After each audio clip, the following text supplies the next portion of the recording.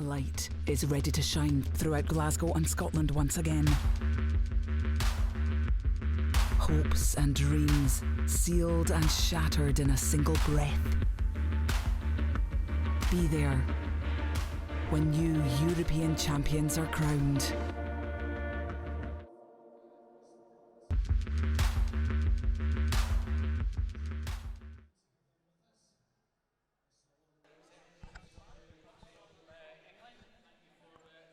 Welcome everyone to the second session of day 2 of the Glasgow International Swim Meet here in Tollcross International Swimming Centre in Glasgow.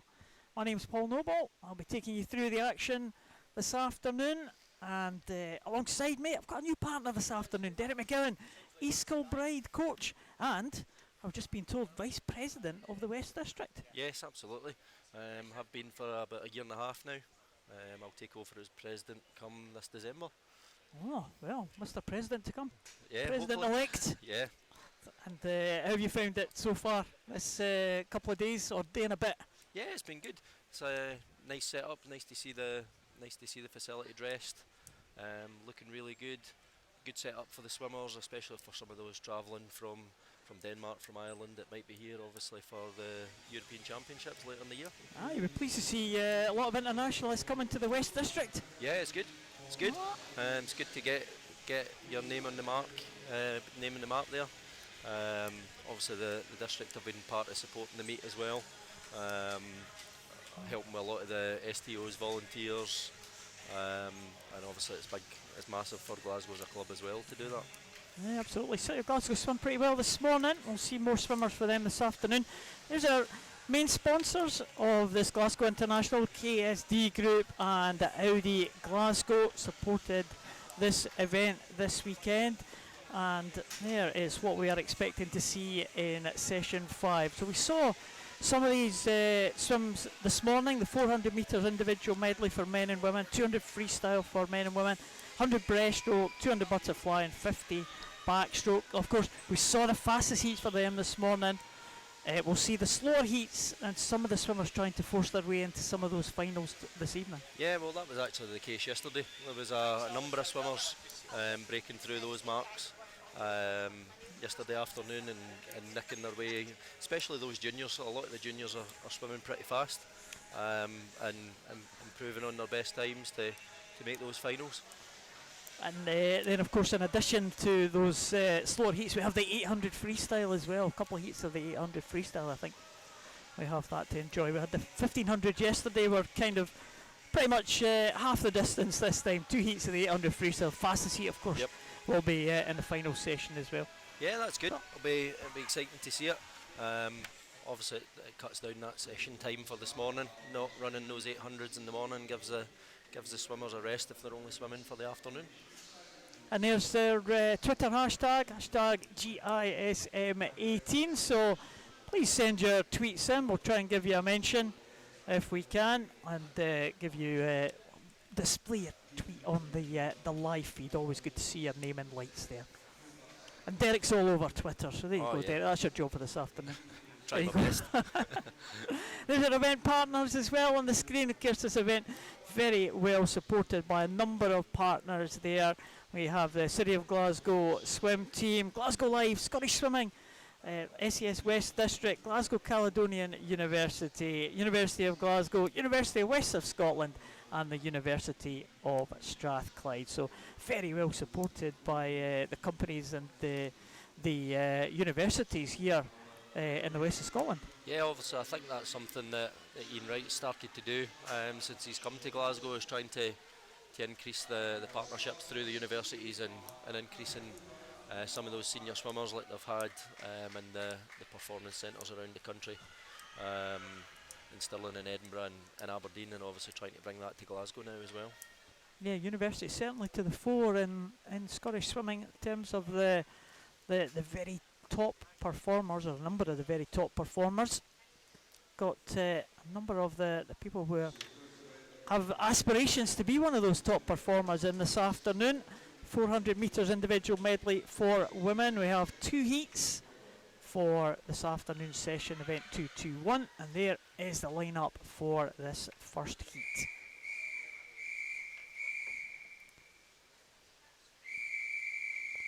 So again, as we said, Derek, we're trying to get some times to force our way into final this evening.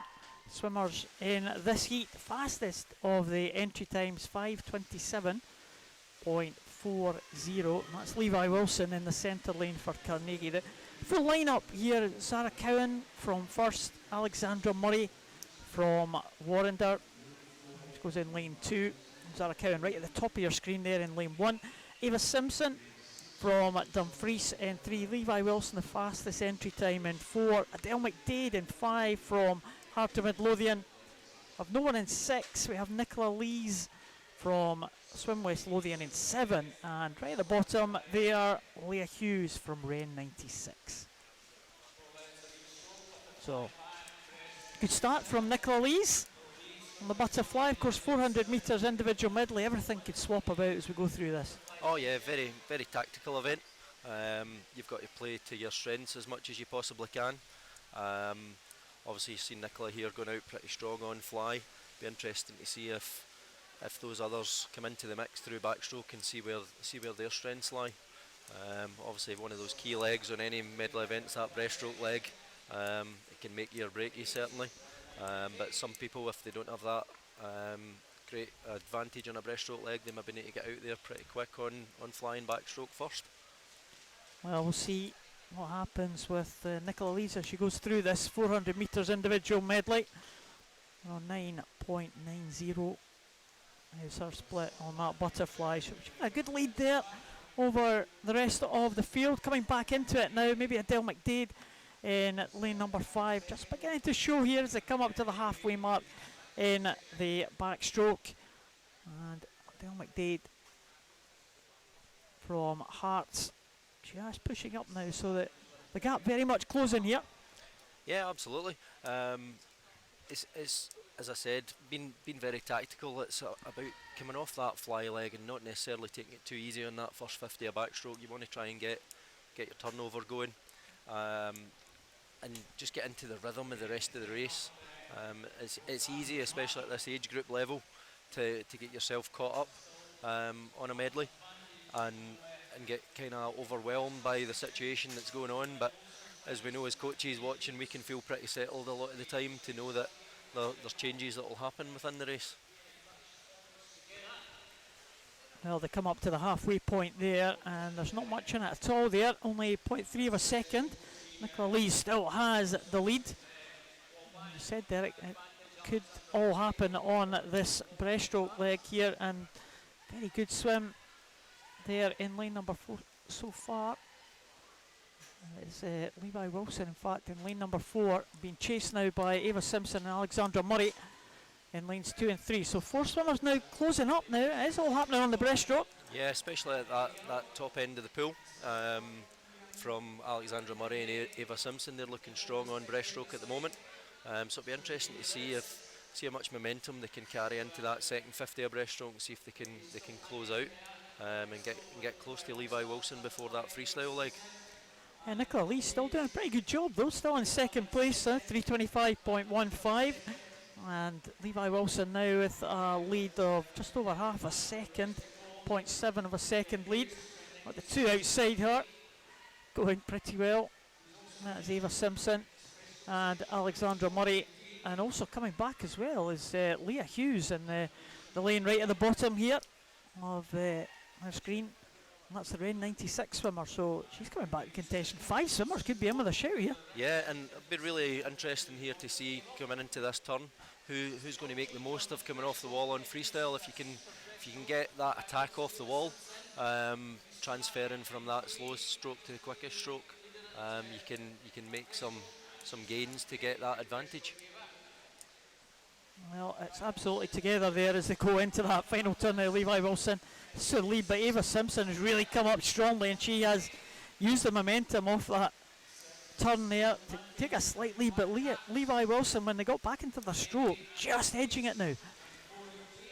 Yeah, she's just increased her turnover there to nick ahead of Ava again. So looks like we're probably going to finish this way now. But Leah Hughes is going really strongly in lane 8 there at the bottom. Really nice freestyle leg coming through from her as well. Yeah, and she's pulling back on Levi Wilson and Ava Simpson.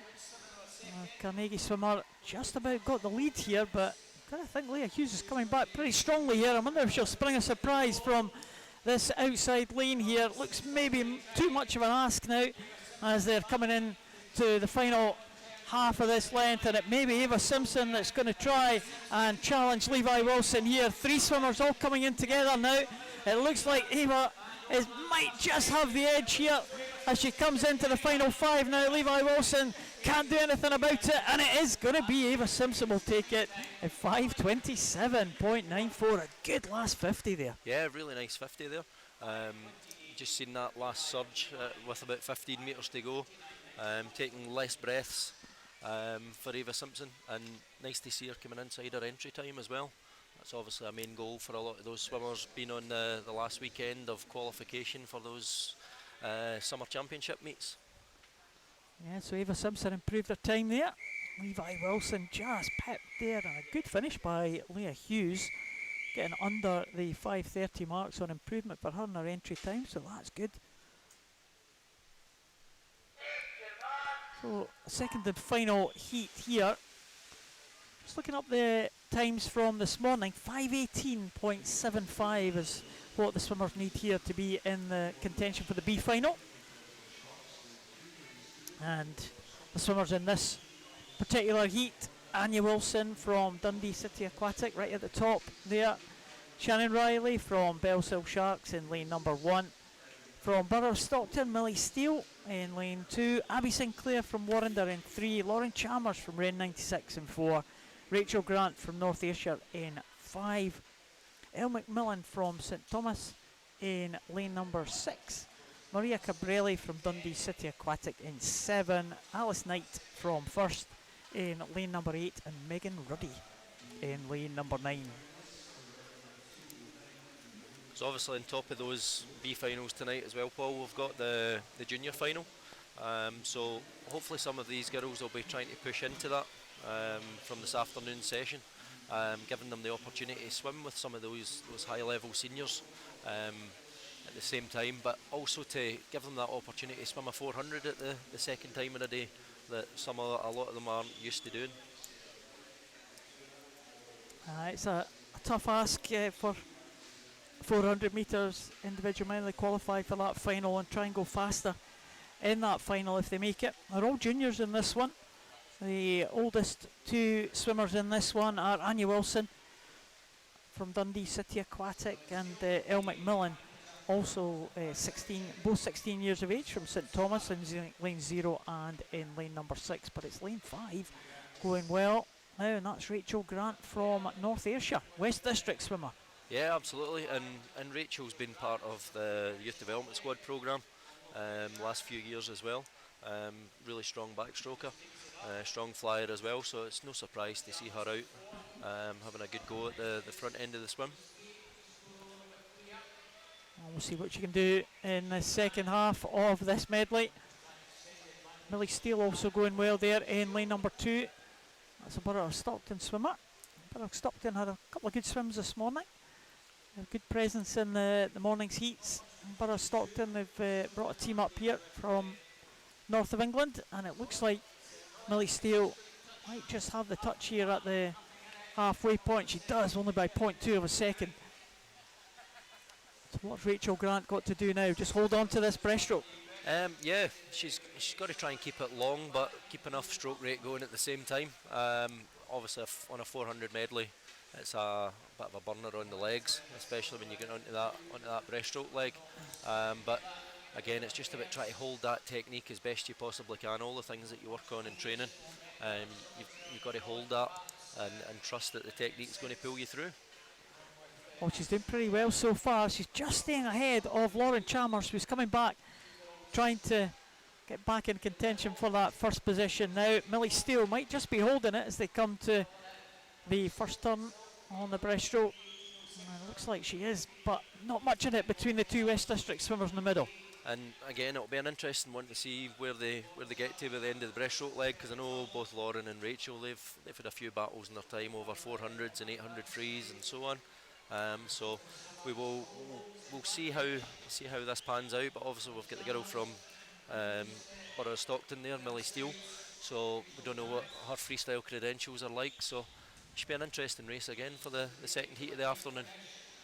We'll just keep a little eye on the clock here as they're come into the freestyle now. Again, to make the B final, to be guaranteed a place in the B final, 5:18.75. So that might be the initial target. But of course, the junior final also up for grabs for all these swimmers. But Millie Steele has looked pretty good there on the breaststroke and looked very good coming off that wall, didn't she? Yeah, and that's what I was saying in Heat 1. If you can really attack that, you've got a couple of girls there still swimming breaststroke. If you can get off in freestyle, you can make those gaps wider, and not to make it easier for yourself, but it just gives yourself a better opportunity to make sure you can close out the race. Well, Lauren Chalmers has gone ahead of Rachel Grant now. Rachel Grant has going to try and pull back the deficit on this final 50. They're all chasing Millie Steele there in lane number 2. Millie Steele swum this pretty well. Her entry time is 5:20, so a couple of seconds slower than the two inside her, but she's doing a great swim here.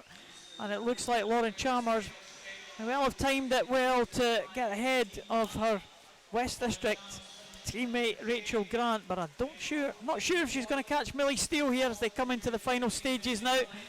Millie Steele just about going to hold on to this one, and we'll keep an eye on the clock. Could be quite a fast time here, Derek. Yeah, I think she's looking good for getting into that B final, but Lauren Chalmers might nick in as well. Probably just outside there from Lauren on 5:19, but she'll certainly probably be in that junior final. Gives her an opportunity to swim it again, but for Millie Steele, she'll make that B final. Oh, very good, Millie Steele. So, first event, and already we have someone challenging the results from this morning. Good to see. So Millie Steele swam that pretty well at a time of 5:17.59. She'll be pleased with that one, under the 5:20 mark. Faster than her entry time. Lauren Chalmers in second, and Rachel Grant as well. Expect that we'll see both of them tonight in that B final. We'll have to wait for confirmation of that, of course, but a nice way to start the afternoon. Well, we kind of build up in the intensity of these, doesn't it? 400 metres individual medley start, and then onto the sprints, and then back to the 800s again at the end. Absolutely. It's a good range of events, and it's actually a tough programme for the swimmers, trying to condense things into 3 days, and you've got selections to make, especially when you're trying to chase those top 24 places or top 18 places for the summer championships. Well, we saw Hannah Miley, of course, doing our traditional number of events this morning. It was all the kind of hard events that she did this morning. Yeah, I think watching Hannah over the last couple of days, I think she's just going for everything again, barring the 50s. Be good to see her in a few 50s every now and again, though. But again, it's been really refreshing to see some of those senior athletes like Duncan Scott, Craig McLean coming off the back of the Commonwealth Games, coming in and having a bit of fun with some of those events that the younger swimmers can see them in, and they're competing, but they're getting into what I would call racing mode, but just in some different events that keeps it fresh for them. And Stephen Milne as well. Yeah, one of the, watched Stephen Milne the 200 fly this morning. You know, it was interesting to watch. I don't get the opportunity often to watch Stephen swim fly. It's been quite a few years since I was one of the lead coaches on DRP up in the Midland District. That was the last time I probably watched Stephen swim and fly, but to see him competing on it, and competing really well on it with guys like Ryan Brown, who are from City of Glasgow, who are pretty strong on 200 fly. He finished pretty well, Stephen Milne, you have to say, in that 200 fly, and will be back again for the final. Certainly qualified for the final. Yeah, hopefully he'll swim that as well. Hope so. So yeah, it's been good fun to see those some of those senior athletes been in and around.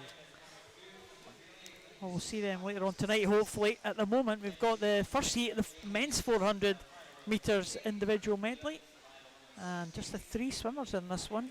Jamie Cordes from Gateshead and Wickham going in lane number 4. Leon Campbell from Stirling Swim in lane number 5, and Finlay Bailey from Dundee City Aquatic in lane number 6. They're kind of all in a line, all on that diagonal line across the pool now as they come on the backstroke.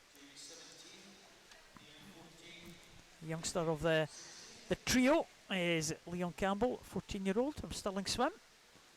And well, all three of them pretty much in contention here. Their entry times only split by around about a second and a half. Jamie Cordes with a 5:11.40 and Finlay Bailey 5:12.80. So should be a pretty close contest here. And that's how it's proving as they go past the halfway point. Pretty much together there.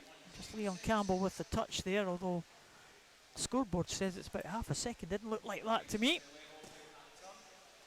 But these guys will stroke for stroke now on the breaststroke. I wonder if Finlay Bailey can pull up here. Yeah, all three boys are looking pretty strong on breaststroke there. Like that they've got a nice bit of height about their strokes and good bit of length, making sure they're making the most of that glide phase. But Leon Campbell certainly looks as if he's making strides forward here and trying to make the break. Yeah, very similar techniques for all three of them, isn't it, on the breaststroke? And that's strange to see, especially in age group swimming at that point where these boys are at. Normally we can see some flat strokes, and we see some people that's maybe got a wee bit too much height, but those key messages on breaststroke are just trying to keep your head moving forwards at all times so that you're keeping that momentum going. Well, the youngster, 14-year-old from Stirling swimmer, is leading them through here. He still looks pretty strong in the closing stages of this breaststroke. Positions, well, look like there's a little bit of gaps forming now between the three swimmers that we don't really see much of at the end of the backstroke. But Leon Campbell will go there. Comes off that wall with about a 5 metre lead, and that could be decisive, I think, Derek. Yeah, absolutely. He's made a really strong second half of this swim. And just even when you watch the three of those lads coming off the wall there, Leon, although he's taken that freestyle leg on and attacked it a lot more than the other two boys, and that's why that lead increases. It's not necessarily the best freestyler in the pack, but certainly you can change people's mindsets during swims if you can get away and you can make those breaks and increase your lead. I remember employing some of those tactics when I was a more mature swimmer against the youngsters. Yeah, it's something these tricks can come into play. Yeah, it's some of those things that we're trying to instill in all the young swimmers now, is to use your brain a wee bit better. And it's not necessarily that if you're behind on the first 50 that you can't win the race. It's about doing what's right for you as yourself, but employing those tactics the right way. Leon Campbell, certainly a young swimmer who employed the tactics very well there. 5:04.95. That's a big improvement for him. Great swim from the young man. Absolutely. Nearly 7-second improvement on his entry time there, so I'm sure he'll be delighted with that. He was pushed all the way in the early stages. He had the second half of the race all to himself after he got away on that breaststroke, and that time of 5:04.95, well, I just wonder if any of these swimmers will be able to challenge that one. Fastest qualifier, or entry time I should say, in lane number 4, it's 5:03.35, so these swimmers in the second heat are going to have to be pretty much bang on their entry times or better than their entry times if they're going to challenge the time from the young man in the first heat.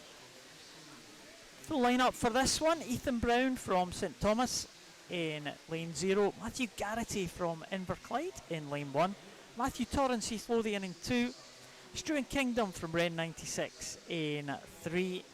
We have Jacob Papple from Borough of Stockton in 4, Jack Howard from Preston in 5, Samuel Coulthard from Southport in 6, Finlay Wallace in 7 from St Thomas, Samuel Chittleborough from Warrender in 8, and Lewis Thompson from Midlothian in lane number 9. So out fast, Jack Howard in lane number 5 with the early lead. That red cap for Preston. really nice, smooth and flat butterfly there from Jack. So refreshing to see. It looks as if he's quite comfortable there at the end of that 100, so it'll be good to see if he can push on and maybe even nick an opportunity to get into that B final. Yeah, very good work underwater as well as he came out on the backstroke. So he's got the advantage there over the two swimmers either side of him. Stuart Kingdom in lane number, in fact not Stuart Kingdom in lane number 3, it's Jacob Papel in lane number 4 and Samuel Coulthard in lane number 5. Those two swimmers chasing the early leader. Jack Howard looking pretty good on the backstroke. Yeah, he's got a pretty commanding lead at the moment. But we're just watching Samuel Coulthard here. He's having a good go on this backstroke leg, so it'll be interesting to see what can come about this second 50, see if he can close that gap a little. Well, Jack Howard, just keep an eye on the times, see if the gap is increasing or decreasing as we go through. Coming up to the all-important breaststroke now at the end of this backstroke leg. Samuel Coulthard, you said, Derek, making his move into second position. Can he continue that upward trend? Go on to the breaststroke.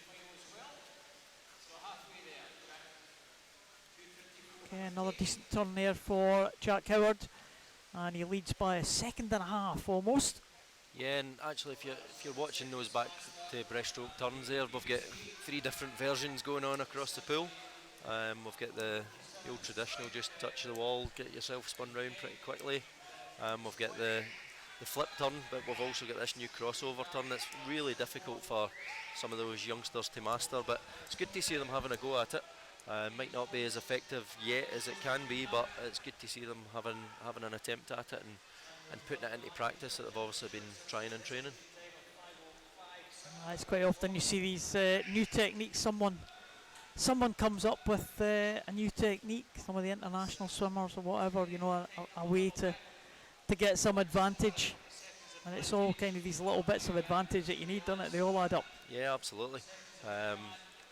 Constantly we're seeing all those international swimmers pushing the boundaries of every rule in the book that they can find to try and gain any minimal advantage that they possibly can, and it's not even always about gaining an advantage, it's about, again, back to changing people's perception, changing their brain and making people think a lot. And if you can get inside people's heads that you're doing something slightly differently, a lot of people think that they need to change what they do as well. Of course, it's always happened, doesn't it? Like right back to when there wasn't a butterfly stroke and people started swimming breaststroke, and all you had to do in breaststroke was bring your arms over at the same time. So then the butterfly was invented. There you go. Yeah, absolutely. History lesson for the day. That's way before my time, Paul. And mine. Oh, thanks. Well, Jack Howard. He's held his lead really well here. Looking really strong on this freestyle leg. Goes over the last turn here. Let's have a look at the time here. We saw 5:04.95 in that previous heat. Yeah, he's got to come back in about just under 34.5 seconds, and he's got a chance to make that B final. We're looking for 4:59.68, but he's looking pretty strong at the moment, so be interesting to see whether we can just nick in for that B final. Certainly he'll probably get the junior final, but he'll be hoping for that B final. Just gives you that extra added bit of experience. It's going to be very close, and he is inside that. 4:58.80. Well done there. Great swim from the front of the field there, Jack Howard. And he will make it into that B final tonight. Of another swim for this 400 metres individual medley. And also a very good swim from Samuel Coulthard coming through, 5:02.69. And he was faster than that first heat swim that we saw from Liam Campbell. And in third place in that heat, Jacob Papel in 5:06.46. So 3 good swims there at the front of the field, very much. Jack Howard dominated that one from the start. Yeah, and obviously Jack's got a bit of a challenge in his hands now when you make those B finals. Some of those swimmers from this morning, they've got a lot longer in terms of rest from that first event, second event this morning, through to this evening's finals. So hopefully Jack can get a bit of rest and maybe even have the opportunity to go a wee bit quicker himself.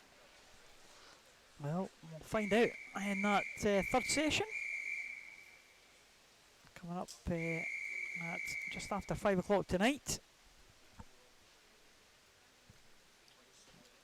Going to the 200 freestyle now. Half the distance that we've seen so far this afternoon. Lisa Redder from City of Sunderland goes in this first heat in lane number 2 at the top of the 4 swimmers there. Rebecca Ivans from Warrender. In lane number 3 we have Katrin Ruff from Perth City. And we have one of the Danish visitors from Alberta, Henrik Byrne. She goes in lane number 6. So Katrin Ruff taking them through the first 50, 31.76. It's always interesting to watch at that age group level compared to the senior level on a 200 freestyle, and whether the swimmer decides to take it on hard initially and try and hold on, or whether they employ a bit of a more tactical battle and maybe take it a wee bit more, I wouldn't say easier, but a bit more relaxed through the first 100 and then trying to bring it back hard on the second 100. So interesting to see whether we've taken it out really well here and we can hang on. Well, since I read it from Sunderland taking it out there in 107.29, she's gone into ahead of the early leader, Katrin Ruff, and Katrin Ruff still pretty much in contention here. Perth City, a little bit of a pedigree, you would say, in freestylers in recent years. Yeah, they've obviously Stephen Milne comes from there. If you take it even a bit further back, Camilla Hattersley, who obviously just retired from the sport after Commonwealth Games there, and Scott McClay as well. All been Commonwealth Games athletes, the 3 of them. So there's a, yeah, as you say, massive pedigree there from Perth City. Well, all the tactics seem to be slightly different here in this 200 freestyle. Fascinating that they're all closing up on each other. So all 4 swimmers coming back pretty much in a line here. Maybe just Isla Redder from Sunderland has got the advantage here. And there's nothing to choose between the other 3 swimmers here. Rebecca Ivans maybe making a late challenge here. Next to her, the Warrender swimmer. And it is Isla Redder from Sunderland, takes it to 20.12. And that's a decent time for her, and faster than her entry time, just followed home by Rebecca Ivans. Yeah, I think Rebecca Ivans there probably just left it a little too late. Again, I was saying, going back tactically, are you taking it out hard enough? And Rebecca probably had to just go out that little bit quicker to be able to get on it just in that last 50. Looks like we've got a full field here for the second heat now. Anna Coulston from first goes in lane 0. Summer Innes from Swim West Lothian in 1. Lucy Taylor from Airdrie in lane 2. Sophie Cameron from South Ayrshire in 3. Lily Jane Haggerty, City of Glasgow in 4. Sarah Coffey from first in lane 5. Jenna McMahon, Heart of Midlothian in 6. Annabelle McCrory from Derwentside in 7. Drew McKenzie from Swim West Lothian in 8. And Ella Christensen from Bellier, another one of the Danish visitors. Again, this could be a very close heat, this one. 2:18.97. Lily Jane Haggerty is the fastest entry time, but there is round about half a second between all the swimmers in this one, so yeah, danger could come from anywhere. Looking at that right now, there's certainly not half a second between them at the moment. We've got the youngest swimmer in the field, Drew McKenzie, really taking it on in this first 100. Sometimes you just lose your inhibitions a little bit as that younger swimmer, and just you've got a bit more bravery about you, and you just get out there and attack it. Certainly she's having a right good go here. Yeah, well, 13 years of age is Drew McKenzie. I haven't really seen many 13-year-olds swimming so far today. There's 1 or 2 peppered across the programme for this afternoon sessions, but the youngster really doing a great job here. Yeah, absolutely. Been out in 104.98. She's got an entry time of 2:19. So it'll be interesting to see if she can really use this third 50 to give herself the opportunity just to hang on last 50. Well, it's looking pretty good so far for Drew McKenzie. And let's have a look, see who is lying in second position. Right down, it's Ella Christensen, who's been hauled through by Drew McKenzie, the swimmer next to her, ahead of the rest of the field here. And Drew McKenzie looking good now. Is she going to hold on? Well, I think the answer must be yes, because no one really making a move back on Drew McKenzie here. 2:19.43 is the entry time for Drew McKenzie, and that looks like that is going to be smashed here as they come in. The clock around about 2:15ish. 2:16.58. Well, great time there, and that is the way to swim a 200 freestyle. She took it out really, really hard and just held on. Absolutely, terrific swim from Drew McKenzie there. It just proves it doesn't matter which lane you're in, whether you're in those centre lanes or whether you're in the outside lanes. If you can get out there and you can have a go, you give yourself the best opportunity to hang on. And hang on she did. Drew McKenzie, 2:16.58, an improvement of almost 3 seconds on her entry time. So that's an excellent swim for her, the 13-year-old. I wonder if that'll be good enough for another swim in the junior final. Well, still some heats to come, and lots and lots of juniors as well in those following heats, but certainly Drew McKenzie giving herself a great chance there. This one we have lane 0 at the top there, Ella Stevenson from Bellshill Sharks, Lauren Anderson in lane number 1 from Dumfries, Elle Sutherland from South Aberdeenshire in lane 2, Eve Mayer from North Ayrshire in lane number 3, Kirsten Barrett from Western Bartonshire in lane number 4, Alexandra Murray from Warrender in lane 5, Lucy Lucas from East Lothian in 6, Niamh Tierney in 7 from first, Nolan in 8, and Skye Mulholland from East Kilbride out there on her own in lane number 9. How do you think that'll affect your swimmer, Derek? Has he got a spare lane there, the East Kilbride swimmer? I would hope it wouldn't too much. You know, we try and instill in the swimmers that as long as you've got a lane, you've got an opportunity. So we hope we can just ignore that, and you've still got the race inside you anyway. So it's not like you're only focusing on that one person that's inside you. So yeah, she's doing a good job at the moment. 5th place there at the halfway point, Skye Mulholland down there just to the left of your screen there, and in lane number 9. She right in the mix though, because there's really not much to choose between, well, all the swimmers, maybe one just becoming a little bit detached at the tail end of the field, but everyone else right there in contention. Kirsten Barrett in lane number 4 going well, also Niamh Tierney as well, and Skye Mulholland, well, she's right there.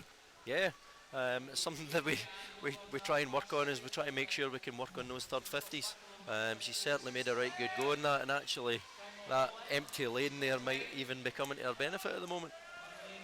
Well, she's out of sight of the rest of the field, not sure if they can see her. They'll be concentrating on the swimmers inside them, and Skye Mulholland may well just use that to her advantage and take this heat, and she is looking strong in the closing stages here. They're coming back the other end of the pool as well. Ella Stevenson with a good finish right at the top there, but it is going to be Skye Mulholland. I think we'll take that one in 2:16.82. What a great swim. Yeah, that's a terrific swim. Really refreshing to see her getting back on it. So I know she's had a wee period of growing, which every youngster's got to go through. We don't obviously swim as well as you can hope, but actually plugging away and training hard, and as you come through that again, so that's terrific to see her getting back down there a couple of second best time. Yeah, great swimming. She had to swim it on her own with that spare lane next to her, so really good job there for Skye Mulholland to take that one. We have heat 4 now. One missing lane in this one, lane number 7, but we do have in lane 0 Eva Simpson right up there at the top, Gabrielle Lessing from Ren 96 in 1, Lucy Robertson from Heart of Midlothian in 2, Abby Wyatt from Southport in 3, Elaine Murray from Brock in lane number 4, Steen Knudsen from Villiers in lane number 5, and Mary Craig from Stirling Swim in lane number 6, Laura Murray in 8 from Stirling Swim, and Elise Fitzgerald from East Kilbride out in the outside lane. Again, another East Kilbride swimmer in the outside line there. Is that a good omen? Hope so. So we normally see Elise would go out pretty quickly as well, so it's all about being able to use that second 100 for her. So doesn't really, I don't think too many of our mates go bride get too phased by what lane they're in. It's just good to see them in the mix and competing with that. Very close at the front there. Well, it's absolutely together. Gabrielle Lessing and Abby Wyatt.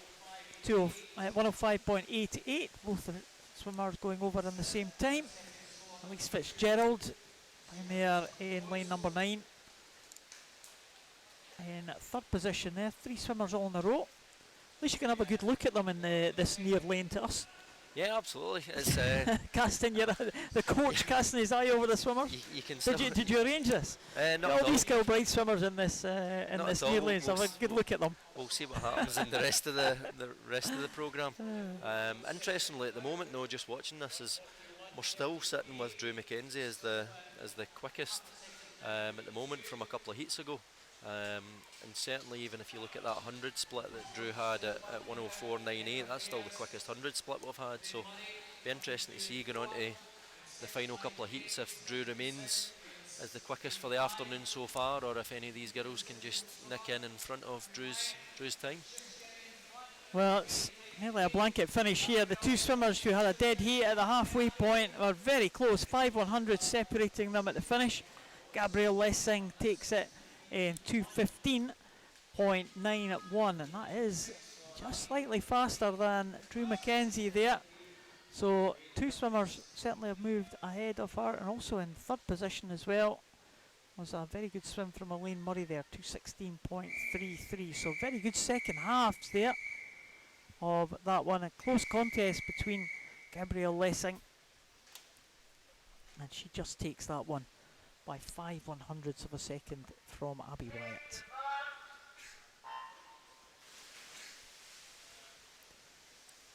Well, on to the 50 heat now.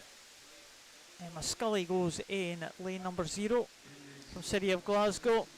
Olivia Mason from Warrender going in lane number 1. No swimmer in lane number 2. Joanna Ray in lane number 3. She goes for Carnegie. Kristen Russell from East Lothian in 4, Ellie Palmer from first in 5, Victoria McCormick from South Ayrshire in 6, Victoria Duncan from first in 7, Rebecca Schulman from Warrender in lane number 8, and Vilja Vindheldal from Denmark going outside lane in lane number 9.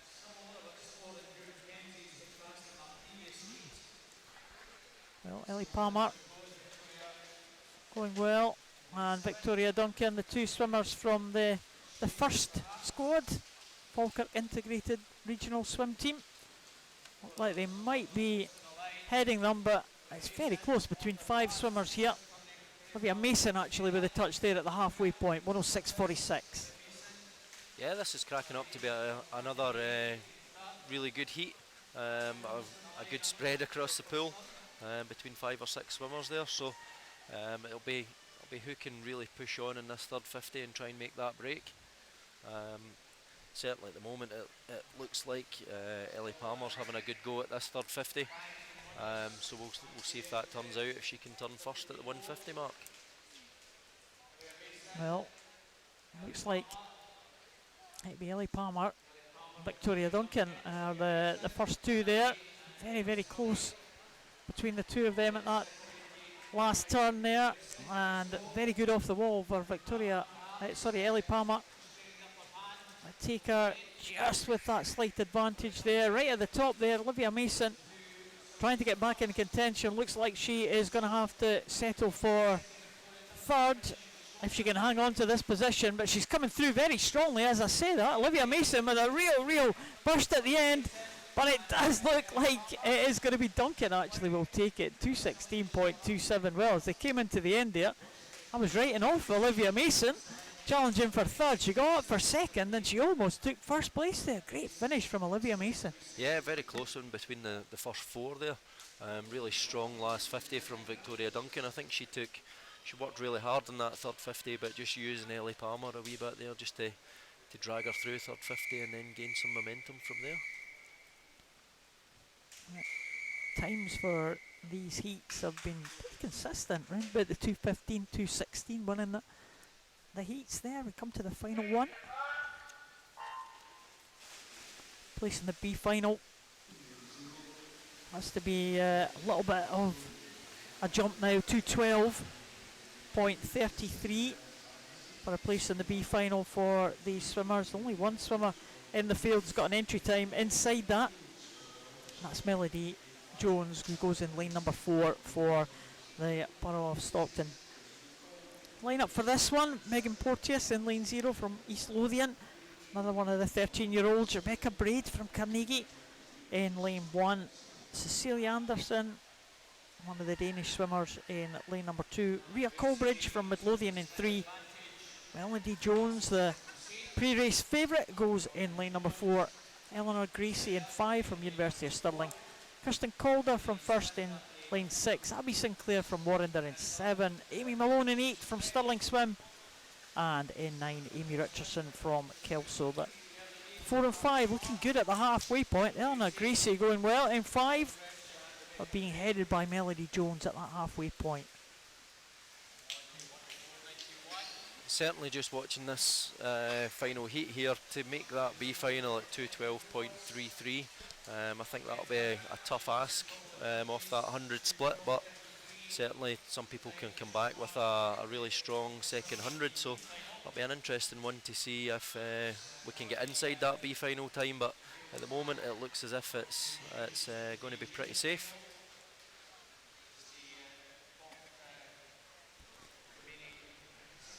Yeah, Melody Jones there. That one, 138.27. Eleanor Gracie in second place. Eleanor Gracie won't be eligible to swim in the junior final. Melody Jones will be, though. She'll try and get as fast as she possibly can to try and make sure of that place in the junior final. She's heading them home. Yeah. Not the close race that we've seen in the previous heats, but Melody Jones has swum this pretty well. A really terrific third 50 from Melody Jones, and she's actually given herself the opportunity, and she has. She's just nicked inside that 2:12.33 with 2:12.14, so she'll get herself into that B final there. Oh, very good finish there from Melody Jones. Thought she would struggle with the pace there, but she certainly didn't in the second 100 there. 2:12.14. I'll give her a place in that B final, so we'll watch out for her tonight. Rebecca Braid in second in 2:14.78, and Rhea Colbridge in third, 2:15.08. Again, Paul, just watching that comes back to the tactics that you employ through the 200 free, on whether obviously Melody there taking it out just that wee bit more relaxed, knowing that her strengths are obviously in the second half of the race, and she certainly showed that there. Yeah, you got to have confidence to do that as well. Especially, yeah, it takes a lot of confidence to do that when you're in those finals later on, and you've got to trust that the race plan that you're doing is the right race plan within that, because you'll have some who'll go off really quick, and it's trying to compose yourself enough to be able to cope with that as well. I suppose that you need to practice these tactics at the various meets. Yeah, different meets give you different opportunities to try to employ different things. It's not always about swimming best times meet after meet. As we know, as you get older, that's a pretty impossible task to do. But you've got to just try, and certain meets at certain times of year you might be in hard training, but you've really got to work at some of those skills and go in with a race plan focused around whatever processes you're choosing to use at that stage, so that by the time it culminates in those bigger meets, that we get the opportunity to put it all together and compete to the best of your ability. Yeah, and certainly that was a great swim there for Melody Jones, putting these tactics into play. This is the first heat of the men's 200 freestyle. Dermot Sutton in lane 0. Ollie Carter, who's had a good couple of years or so in para swimming, one of Scotland's top para swimmers now, making his way through the ranks. We have Cian McNeill swimming for Clyde in 2, Tony Anderson, City of Glasgow in 3, Ryan Duncan goes in 4, Yasin O'Neill, Alex Johnson, Rory McKinnon, Cameron McMaster and Jake Kirkham. That completes the lineup here. And going out there, well, lane number 6 looking good, Alex Johnson. 132 ahead of Dermot Sutton, who's had a good swim out there in the top lane. And also going well in 3rd place, Rory McKinnon. Top lane there. Oh, Derek going really well, Dermot Sutton. Yeah, he's just keeping himself out the way, and he's having a real good go in this last 50. It'll be close to see if he can catch Alex Johnson. He's looking good for it at the moment. If he can get his head down, make sure he doesn't breathe in that last 5 metres, but we'll see who gets the touch. Oh, well, it was Dermot Sutton there. Alex Johnson in second, 205.11. Ahead of him was 204.96. Very good times here in this one. Big improvements there, certainly from the top few swimmers there. Rory McKinnon, 207.17. Followed by Tony Anderson and also Ollie Carter in the 207 range as well. Yeah, a number of swimmers there inside their entry time, which is really positive start to the event. Great to see Ollie in there.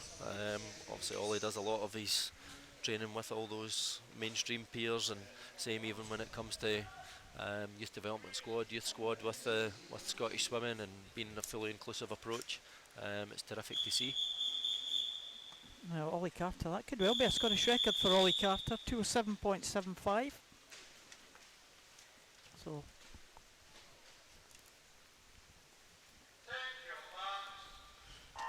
we'll just double check that time if we can for Ollie Carter and bring you confirmation of that. But very good swim for him in the 207 range, so he'll be very pleased with that, continuing his improvement.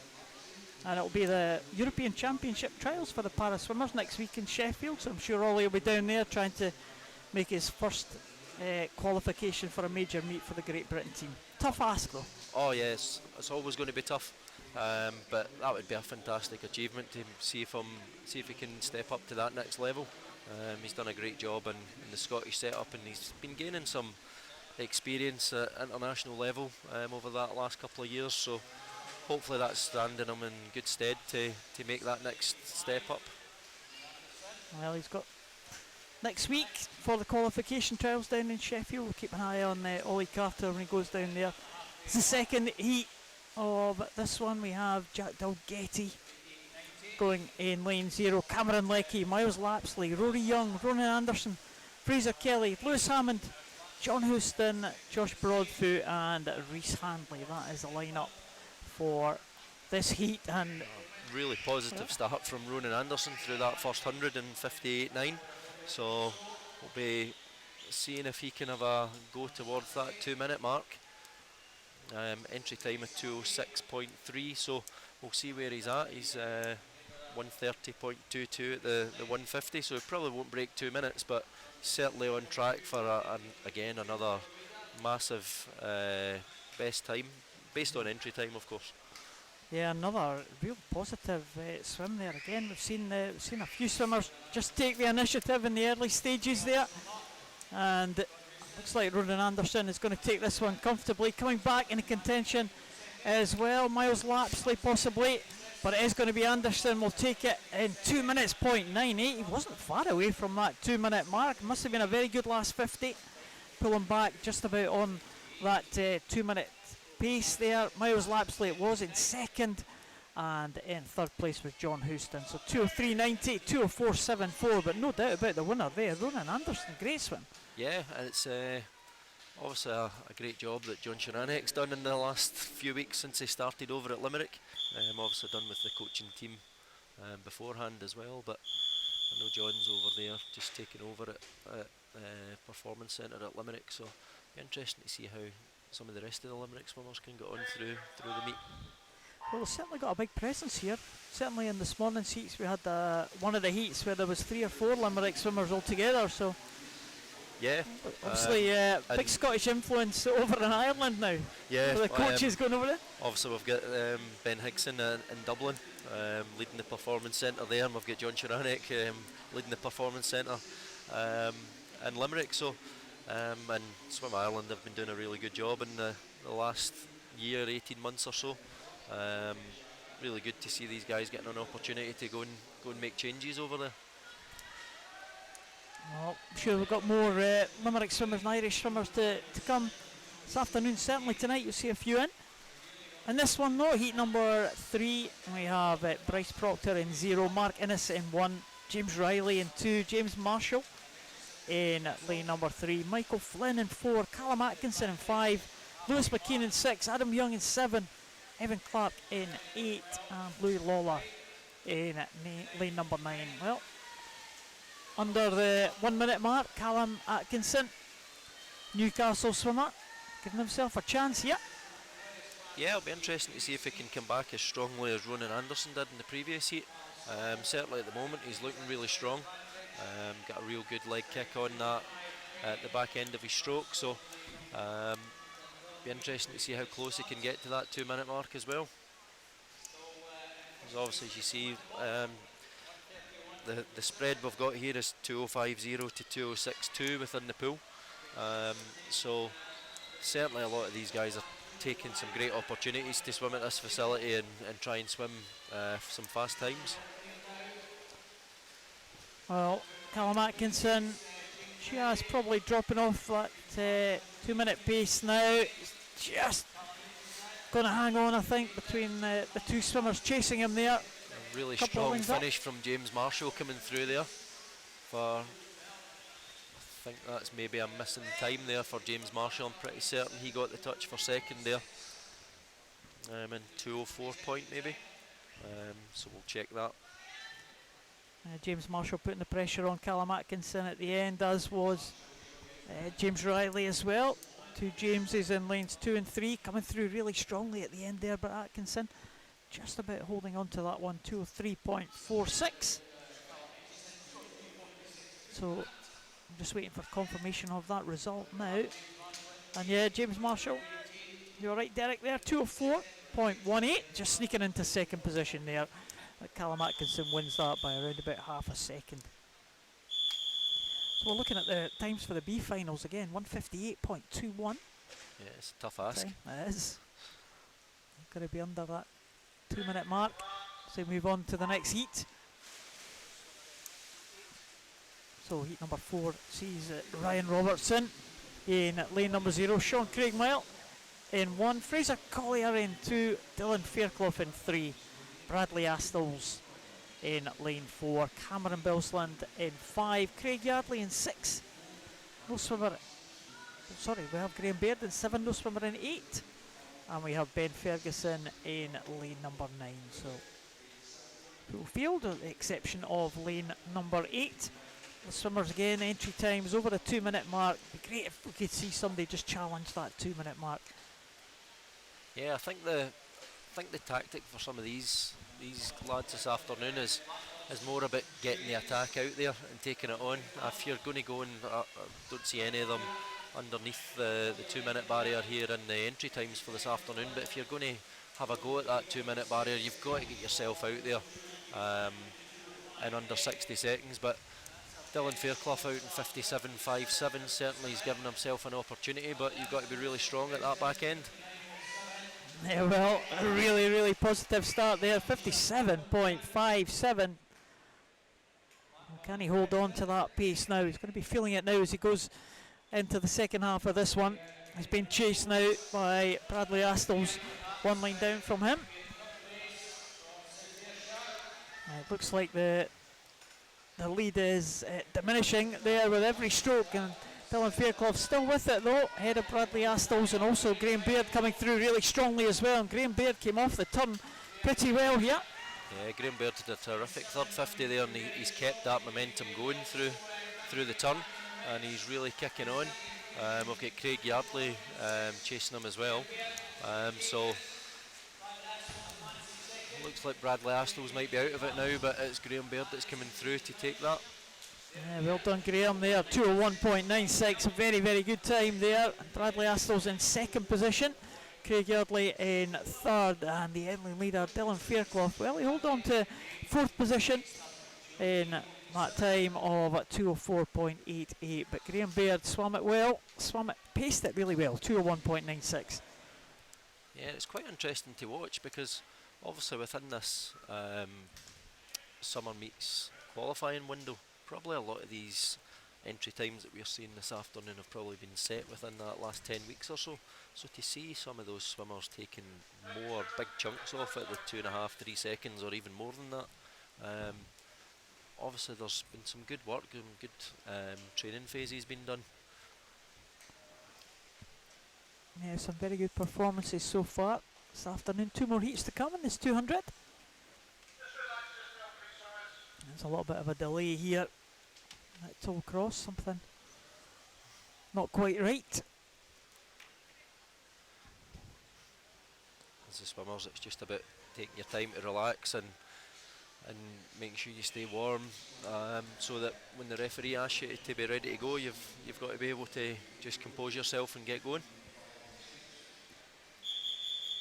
Here we go. It's a very small delay this time. Looks like we're back on track.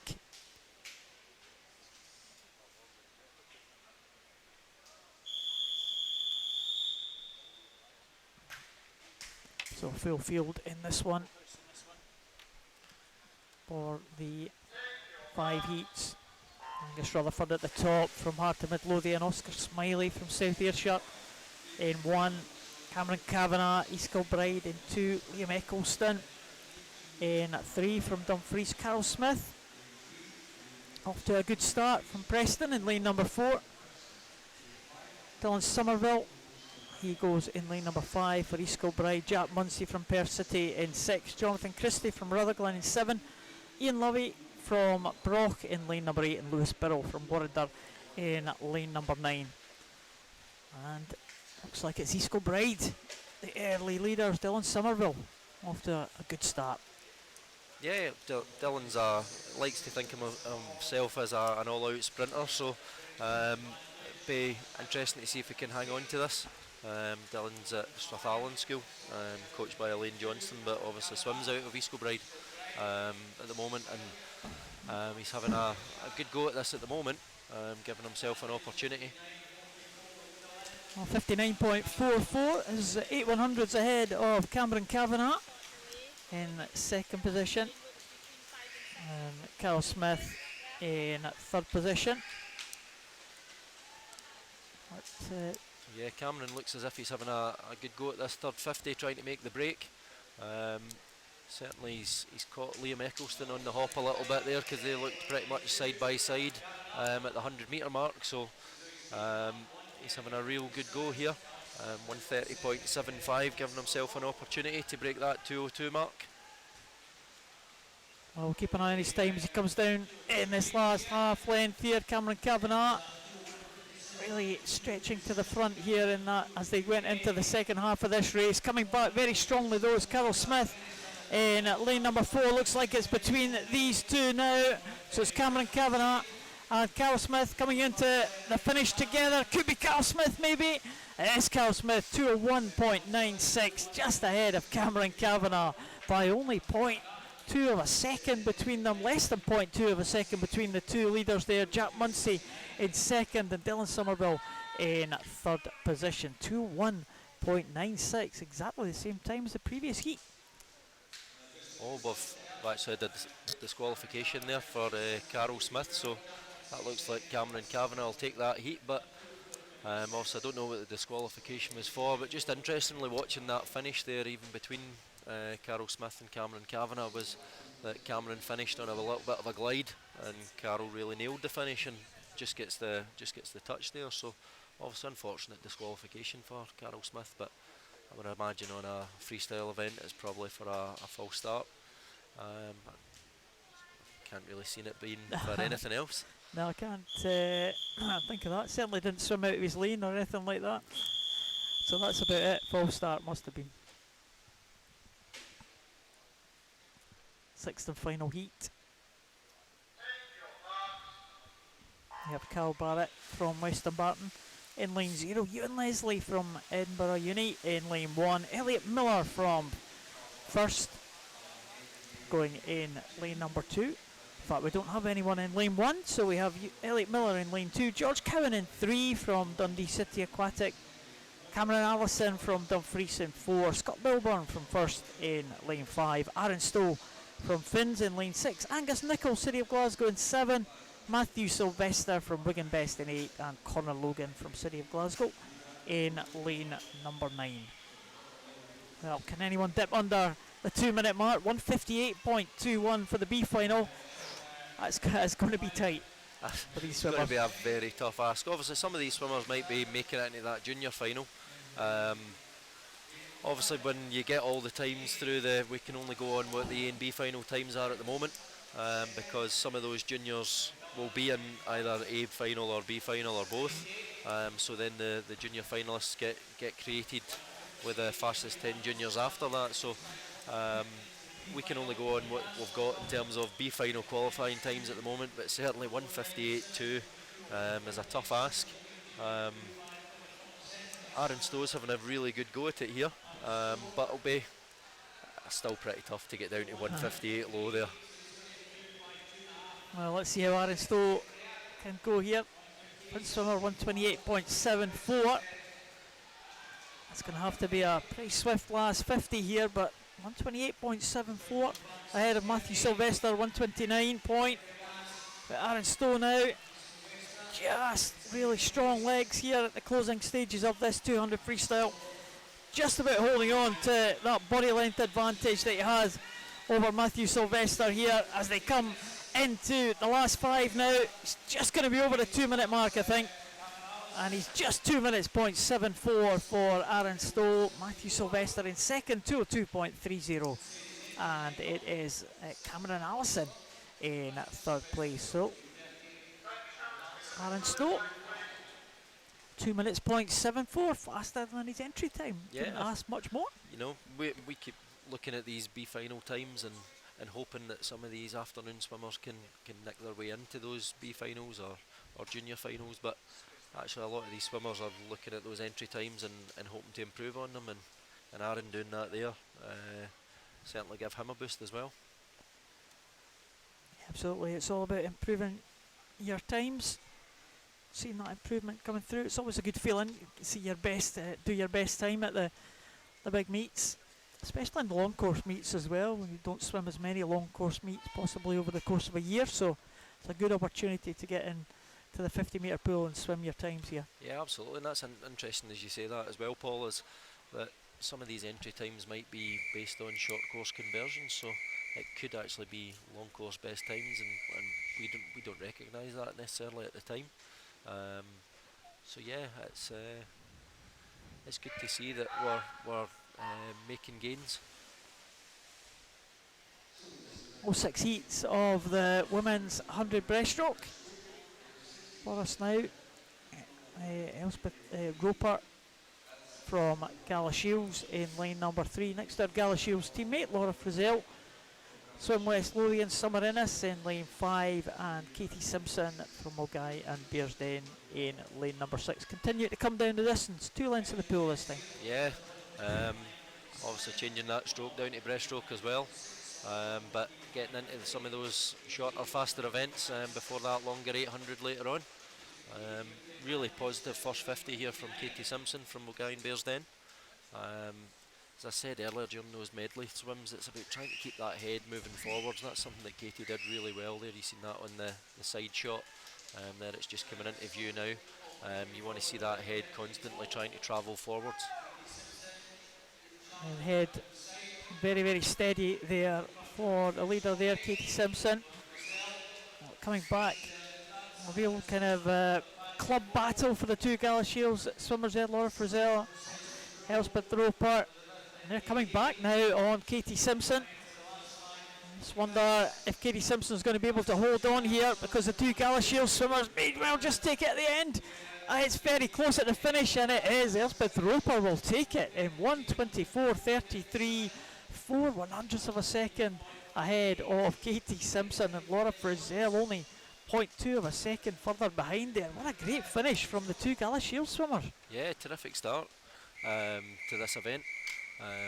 Interestingly, just watching that second 50, was Laura Frizzell was holding a lot more length on her stroke, which got her back into that, but she probably just had to have a wee bit quicker on the stroke rate to allow her just to try and come back and take the heat.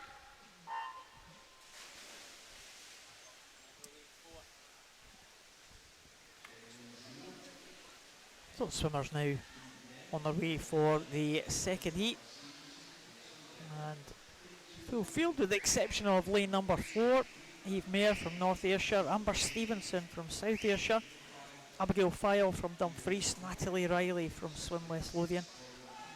Spare lane, then we have Erin Comrie from Fens, Lauren Teabay from Southport, Rebecca Braid from Carnegie, Sophie Portier from Warrender, and Caitlin Drummond from Swim West Lothian. That's your lineup for the second heat, folks.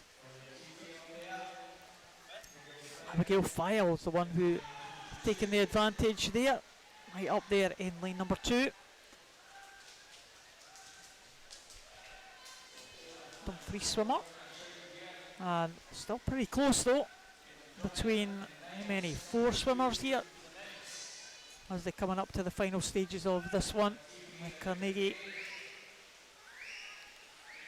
cap there in the centre lane. Rebecca Braid making her move through, but it is going to be the early leader. I think we'll take this one. Abigail File, the Dumfries swimmer, leads them into the last 5 swimmers all in a row for second, but it is going to be Abigail File. We'll take it 1:23.56, and the leader of the chasing pack is Caitlin Drummond. Yeah, really nice swim from Abigail there. Held her technique throughout that whole second 50, and that helped her just get that additional bit of lead. Obviously she turned first at the 50, but she just kept and held that length, held that technique that gave her the opportunity to win the heat. So another improvement on the heat time for the winner there. On the third heat, Gemma Gerstenberger in lane number 0 from Midlothian, Rebecca Black in 1 from Warrender, Fern Crichton from Perth City in 2, Katie Adkins Southport in 3, Millie Milne from Warrender in 4, Kelly Davidson from Stirling in 5, Ashley Merson in 6 from Swim West Lothian, Rebecca Ivans from Warrender in 7, Trina Stewart from Helensburgh in 8, and Laura Beat from City of Glasgow in lane number 9. Bit more spread out in this heat, but that looks like Ashley Merson, West Lothian, turning first there. Really positive start up this first 50. That's the quickest split we've seen so far. Ashley Merson is being chased down now by 4 swimmers all in a row here, just up from Ashley Merson there. Kaylee Davison, Millie Milne, Katie Adkins and Fern Crichton. And also in the outside lane as well, Gemma Gerstenberger going really well. Yeah, it's a tight finish between 6 of them here. Well, to play for at the finish. An advantage maybe to Fern Crichton possibly, and it is Fern Crichton. Will take it 1:23.02 for Fern Crichton, and in second place, well, Gemma Gerstenberger in the outside lane. So that bit the action taking place at the top of the pool there, but very, very close there. Top 6 swimmers separated by less than a second. Yeah, it's great to see. There's some really good racing happening this afternoon. In fact, for the last day and a half, there's been some really good racing. All these swimmers taking the opportunities that they can just to actually race each other, and then hopefully that those times will come on the back of racing strongly. So heat number 4, Ina Fisher from Glasgow University, Emily North from South Ayrshire, Yasmin Lapsley from Swim West Lothian, Taylor Walker from Lane 96, Sophie Bennett from Swim West Lothian, Martha Reeves from Motherwell, and Anya Wilson from Dundee City Aquatic in 6, Olivia Clark from Dundee City Aquatic in 7, Imogen Collins Bellshill Sharks in 8, and Sophie Koziak from Finns in lane number 9. Well, out ahead again, top lane featuring in the mix there. Martha Reeves is the one who leads them though, 37.82. Nina Fisher also going well in that top lane there. Yeah, obviously the girls are separated by quite a few lanes there, but it's again it's just about making the most of using the pool that's in front of you rather than worrying about who's around you. Um, and Nina Fisher's going really well up there in zero, holding on to the stroke, being really aggressive in the stroke, which is nice to see. Nina Fisher might well just take this one from the outside lane. Glasgow University swimmer. It's going to be very close though. Oh, is it going to be? Nina Fisher it is, but Martha Reeves really came back strongly there. 6/100ths of a second, separating the top two. Imogen Collins in third position, 121.43 for Nina Fisher. And I think every heat so far, I think the winners improved their time. Yeah, and that's a massive thing to see at meets, especially at this time of the year when people maybe don't have those times for any of the summer championship meets, and they're trying to nick in, and there's a wee bit of pressure on. Some people just embrace it and enjoy the race, but some people can feel that pressure. So it's refreshing to watch and seeing the swimmers actually take this last opportunity to make their times a little bit quicker. Now let's hope the run continues here. And we have Katie Tulloch, Rachel Beswick, Ellie Forsyth, Hannah Thompson, Catherine Comrie, Molly Cannon, Neve Davidson, Carly Minnow, Becca Matthewson and Mary Craig. Well, again the entry times here just over the 120 mark. 120.94 was the fastest entry time for Catherine Comrie. Goes in lane number 4. She's not the leader though, and that leader is Carly Nimmo, who went off a really swift pace there. Yeah, and you're saying obviously the quickest entry time's 120.9 for this heat, but certainly for Carly Nimmo being out in 36 high, we would hope that we can maybe see the first swimmer this afternoon nicking under the 120 mark. You can see though just the back end, the kick's just not finishing as we would hope. We want to get those feet whipping together just to finish off every kick to allow the body to surge forwards, but we need Carly to be able to hold on to that, to nick under the 120, so it'll be pretty tight to see if that happens. It's going to be very close. 121.61 for Carly Nimmo. She went out fast, gave it a good go certainly. Hannah Thompson in second in at 123.00, but again 121.61, just about bang on that entry time there, just 0.2 of a second slower than that. Yeah. Went out really I think fast. you applied the commentator's curse there, Paul. I did. By mentioning after the last heat, it was my first thought when you said it. I thought next heat we've got no chance, but I'll try and be quiet. You know, it's always funny, even as coaches, we stand on the side of the pool and we point these things out to swimmers that it happens, and then we get proved wrong very quickly. Let's hope the trend can be bucked here this time. Let's hope for a fast time this one in this final heat. Anna Mackay, Shannon Riley, Yasmin Ali, Alice Meldrum, Louise Stoddart, Alice Bain, Neve Green, Emma McPartlin, Molly Renton and Ailey Davidson. That's the lineup for this one. Who is going to take this one? Emma McPartlin from Perth City, the 15-year-old. Looks like she's going to lead this one. Slightly slower than that previous heat, Derek. Is that a good sign? Because we did see the time drop off a little bit in the second 50.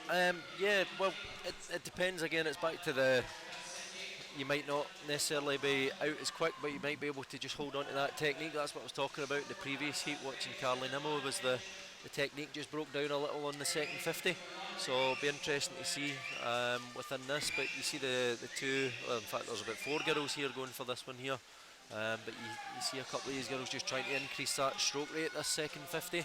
So it'll be tight to see whether we've got an Emma McPartland and Alice Meldrum trying to get the touch.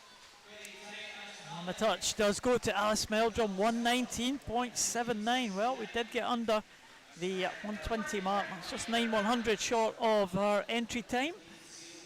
And Yasmin Ali, 119.85, and that's a few hundreds faster than her entry time as well. Emma McPartlin just about, in fact, absolutely the same time that she did for her entry time there, 120.01. So consistent stuff for Emma McPartlin, but unfortunately, as we see, I shouldn't really say anything, sure. Emma McPartlin disqualified for that one. We don't get the reasons for the disqualifications up here, but that's unfortunate for Emma McPartlin, just going exactly on her entry time there of 120.01. Yeah, it's something even as a coach on the poolside, we always hear through the commentators that disqualification for a technical infringement, but it's important to go and ask, even although you might have spotted something that you think is the infringement. It's important to make sure you ask the referee to check that was the particular infringement. Sometimes the swimmers can tell you after the race, whether that be over in a breaststroke race, maybe one-handed touch or something along those lines. So, but it's interesting to always make sure you find out so that you can learn from it. Sometimes it can be okay to be disqualified. It might not feel like it at the time, but as long as you can learn from it and move that on, that's right. the next time that you swim it. Don't do it again. Make sure you know exactly what you've done. Again, yeah. Yeah, the officials doing a good job as always here at the Glasgow International. We'll have a great pool of volunteer officials who go to all the competitions around Scotland. Oh, it's a massive help to all the swimmers around the country. Obviously they're not able to set these times for any of those championships if we don't have the number of officials that we've got. So having a massive pool of officials now, and it's not just about the officials that we've got here and now, it's about that succession planning for the future. This is my vice president hat coming on from the district now, but it's a massive thing that even although we've got many swimmers still to come through, it's about getting those parents and people trained that we've got the next generation for those that once the officials that we've got now, if they've got many swimmers in the pool, that when they retire or they move on, that we've still got the officials to back these meets up. Yeah, meets wouldn't run without these officials and the time that they spent here. It's the first heat of the men's 100 breaststroke, and another very, very tight heat there, and it looks like lane number 5 possibly Bruce Dixon just leading them through in first position. I think he does get it, 117.18 for Bruce Dixon. Sam Sharkey in second and Oleg Smith in third position. So good start there for Bruce Dixon from Stirling Swim, 117.18, and that's half a second improvement on his entry time as well. The 15-year-old from Stirling Swim. And there's the lineup for the second heat. Favourites in the centre lanes will be Stefan Kraviec. Yeah, and interestingly, Paul, he's only a 12-year-old. He's probably one of the youngest in the whole meet, I would imagine. But certainly, if you to look at Stefan walking along the poolside, you wouldn't guess that he was ever 12 years old, or even 12 years old at the end of the year. I don't know if he's turned 12 yet. I'd imagine so. But he's a pretty big frame. And talking to his coach Bruce O'Halloran, he certainly says that he's got some good time ahead of him. Well, we'll see how he does in this one. He is in the fastest lane here at the moment. He's lying in third position because Theo Walters right out there in one of the outside lanes in lane number 1 from Dundee City Aquatics. No one outside him in lane 0, but the Dundee City Aquatics swimmer in lane 1 right at the top there has led them through, and it looks like very, very close contest now for second position. Everyone lining up behind the Dundee City Aquatics swimmer here. It's all to play for in the centre of the pool, but the Dundee swimmer Theo Walters is going to take this one, I think, with that pink cap of Dundee City Aquatic. He will get in that time of 115.36. Another great improvement that we're seeing here in the breaststroke events. And in second place it was Jason English, winning that kind of blanket contest there for second, but it's very, very close. Yeah, and just watching Tilo there, that was a really nice swim in terms of how much aggression you can put into breaststroke, but holding on to the technique at the same time. Sometimes when you put too much aggression into the stroke, it can break the technique down really, really quickly. But especially the last 25, he just seemed to surge on to make sure that he was going to get inside his entry time there.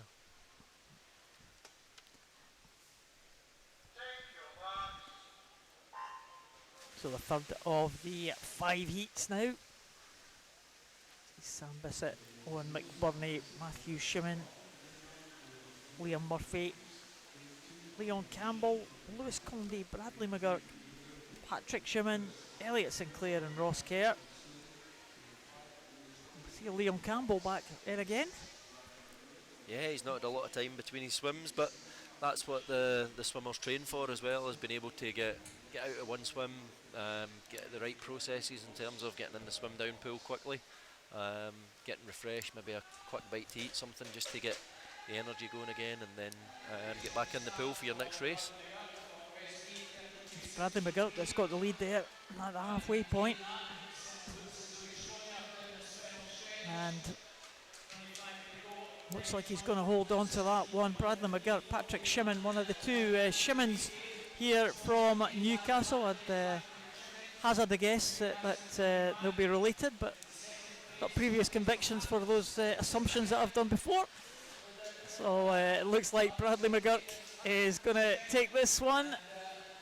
And Patrick Shimmin in second position, 1:12.19 for Bradley McGurk. Held on very well. And the youngster, again, Liam Campbell coming through, showing his powers of recovery to take third position there, Liam Campbell. Yeah, terrific swimming across the board there, especially from Bradley McGurk there. At this stage, to be able to take 2 and a bit seconds off your entry time is some really good swimming.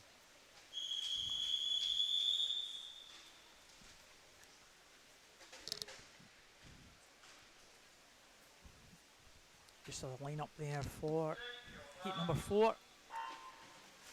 And a few names that we've seen before swimming earlier. Jacob Papel in 0, Tony Anderson in 1, Finlay Wallace in 2, Thomas Storer in 3, Madge Sorensen in 4, John Houston in 5, Kerr Martin in 6, Lewis Thompson in 7, Gavin Roberts in 8, and Ewan Watt in there in lane number 9. In lane number 6 going well, Kerr Martin from Cumbernauld, the West District. Doing well this afternoon, Derek. Yeah, they're doing a good job. Kerr's one of those swimmers that's in youth development squad this year as well. It's nice to see him swimming some different strokes as well from what we normally see. But yeah, again, another heat that's shaping up to be a tight call. It's looking like Gavin Roberts at the moment down in lane 8. Certainly chased by those two boys in lanes 4 and 5. So by a strong finish looking like it here. It's looking like Madge Sorensen at the moment.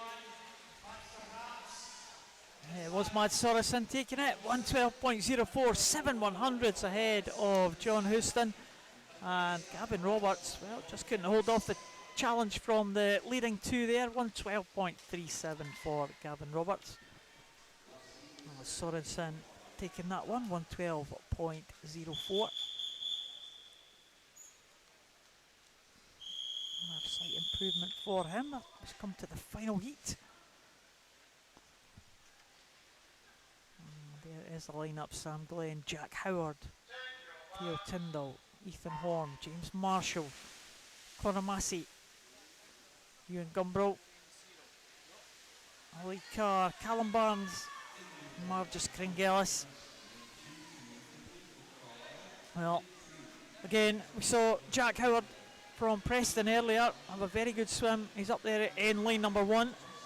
Next to him, Theo Tyndall with a good start. Also in the centre lanes there, James Marshall from North Ayrshire. Going well as they approach the turn. Final turn here for the breaststroke. James Marshall off to a good start there, 33.23. Yeah, very good start from James. Ross Douglas at North Ayrshire's done a terrific job with his group in the last year or so. Just interesting, they've just got a new set of branding, but James isn't wearing any of that with his new caps around that North Ayrshire have got. But certainly James is looking really strong here, but we'll look out for Theo as well up in lane number 2. It should be quite a tight finish to see where we're at, but it looks like James Marshall is going to take it. 110.30, so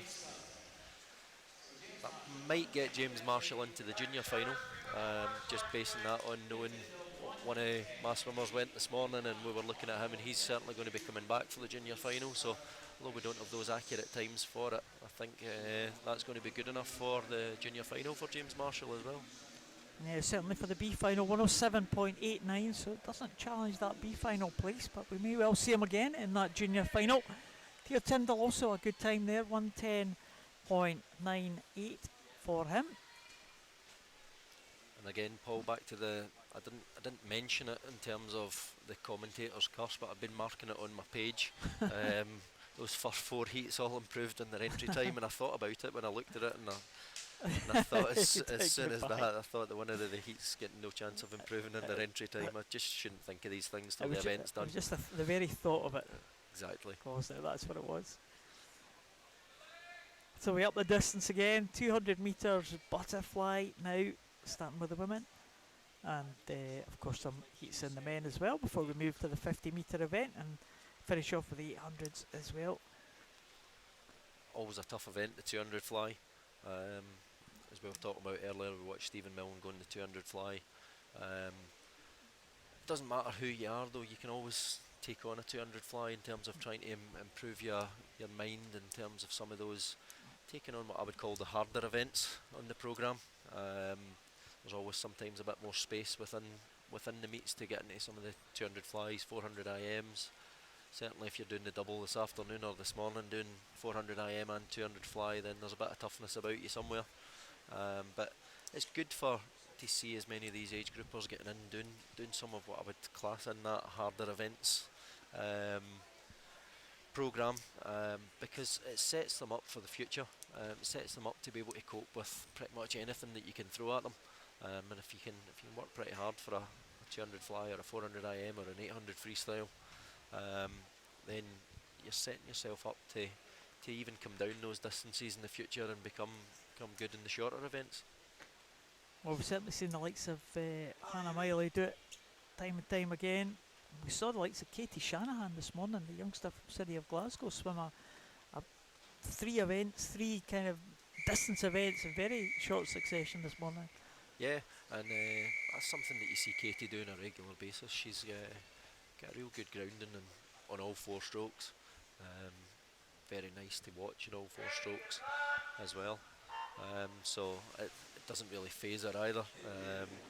She's one I've been fortunate to work with at youth development squad level as well, and certainly she's just got a passion to be better at everything that she does. I know we're taking a group down to Swansea in a few weeks' time for youth development squad to work as a kind of a joint venture between Swim Wales and Scottish Swimming. But Katie's not actually going to be able to make it that weekend because she's got a dancing show on, which it's really good to know these things that they go on with the swimmers as well, that it's not just about swimming within their life, and there's maybe something to that as well, of why you can excel at swimming or other activities as well, that because you're doing that kind of cross training, so to speak. Gives you a bit of balance. Yeah, absolutely. Well, we'll see how these swimmers swim this 200 metres butterfly. It's all getting very spread out in the early stages here. Just 5 swimmers taking the start for this one. Alison Finlay in lane number 1, right at the top there. The leader at the halfway point. Looks like it is Grace Courtney. Grace Courtney from East Lothian. Looks like Lindsay Kay in lane number 4 from Airdrie. Amy Ash from East Kilbride in lane number 7, and Ayumi Folds from City of Glasgow in lane number 8. It's all very elongated this time. Very spread out, but again, it depends where some people are at, whether they can take it out bravely or whether they maybe just hang back a little bit. But certainly you've got to get into the rhythm on a 200 fly. It's a hard event that if you try and start too slow, you don't quite get into the rhythm, but similarly, if you start too fast, it can be a very hard shift, so to speak, on especially that kind of last 75 metres or so. I didn't swim many 200 metres butterflies when I used to swim, but I don't think I ever got one right yet. I was either had far too much energy left at the end, or I was absolutely dying by the time I got there. So Yeah, maybe it's a good job I didn't didn't do swim too it that many of much. them myself either, but it was more programme based in terms of all the other distance events and so on that I was doing that was round about them in the programme. Not something that I would have bothered if I had to do it, but certainly it's good to see that we're broadening the prospects on 200 fly now on some of those harder events, and we're getting seen far more swimmers take up the opportunity of competing in them. Oh, very good time there. A very good finish from Mayumi Folds there. 2:47.51. She won that one in the end by almost 3 seconds from Grace Courtney. And Lindsay Kay in second position. Pretty close behind her, Alison Finlay and Amy Ash. Not too much in it for them. But Mayumi Folds really in the second half of that race just swam away from the rest of the field, and that's a good time for her. It's another one of the young swimmers as well, 13 years of age. Grace Courtney just 12 years of age. They're the top two. So it's good to see them embracing the 200 fly at a young age. Oh, definitely. It's certainly something that I look at as a coach in terms of swimmers who have not get that raw speed at a younger age, and if they're looking to trying to make it into national championships and so on, at Scottish National Age Group Championships as well, you look at those events like 200 fly, and if they've got the work ethic about them, then certainly it gives them an opportunity. Not saying it's easier to make them, because obviously it's a pretty tough event, but certainly the qualification times give you a better opportunity of qualifying for these events, which ultimately gives you the experience to then go and apply that to your other events and qualify for further events in the future. Well, we've got another 8 swimmers in this second heat of the 4 heats now for this women's 200 metres butterfly. We have Cara Myatt up there from Dumfries in lane 0, Molly Cannon from Inverclyde in lane number 1, Elise McQueenie from City of Glasgow in 2, Louisa Carroll from Bellshill Sharks in lane number 3, Sue Hutchison from South Aberdeenshire in 4, and Jory Horn from Rutherglen in lane number 5, and in 8 and 9, Annie Wilson from Dundee City Aquatic and Katie Wardrop from Swim West Lothian. 2 in the outside lane here. Like they're having their own private battle here closest to us. The right hand side is at the bottom of the shot there. The action looks like it's taking place on the other side of the field there. Cara Myatt with a good start. And Elise McQueenie as well, right in touch at the halfway point. Yeah, really positive start in the outside lane there from Cara Myatt. Really controlled first 50, but she worked really hard in that second 50 to get herself into the lead. But it's looking like a really close battle between Cara and Elise. Obviously this is where them being in the lanes closer to each other, that they can help push each other on and race each other. We've seen in previous heats this afternoon where we've been in opposite ends of the pool, but as you see, Elise has used Cara there on that third 50 to try and come through. Yeah, Elise McQueenie has taken the lead here, 154.74. As they go over that final turn, trying to come back in the centre lane. It's Zoe Hutchin and lane number 4. In fact, it's lane number 5 actually. Apologies, Jory Horn is coming through into challenge for second place, maybe. But maybe not. Maybe just have to settle for third, Jory Horn, because it looks like Elise McQueenie and Cara Myatt have got the first 2 places sewn up, and Elise McQueenie has swum the second half of that race very well in 2:33.65. Elise McQueenie, that's one of the biggest improvements we've seen so far. Yeah, absolutely terrific swim from Elise. And as I said, that comes off the back of being in the right position at the 100 metre mark to be able to springboard through that third 50. And she looked really strong through that. Yeah, very good swim. We saw her swim this morning as well. She's back this afternoon for the 200 metres butterfly. So Elise McQueenie taking that one, 2:33.65. Karamaya in second position. And it was Jory Horn from Rutherglen in third. There's the lineup for the next heat. A few swimmers in this one from clubs south of the border. Sky Mulholland back in again. I wonder what she can do again in the outside lane. Opposite side from me this time. Yeah, it'll be interesting to see if she can have a good go at this one as well. Take a bit of confidence from that 200 free earlier in the session. Well, next to her is Amy Teabay of Southport. And Teabay may well have the lead as they come to the first 50. We're also going well down here. Closest to us is Iona Wilson. And also Olivia Demaschio, Miss Lothian and Stirling Swim respectively. And does look like Amy Teabay be just about holding on to the lead that she has there. And comes under the flags there, the 15 metres flags. You can see she's got definite lead over the swimmer on the other side of the pool, Iona Wilson. Yeah, she does a really strong start in this first 100. That's out a bit quicker than Elise McQueenie was out, so it'll be interesting to see how those second hundreds fare against each other to see whether she can get inside that time of 2:33.6 that Elise was in the previous heat.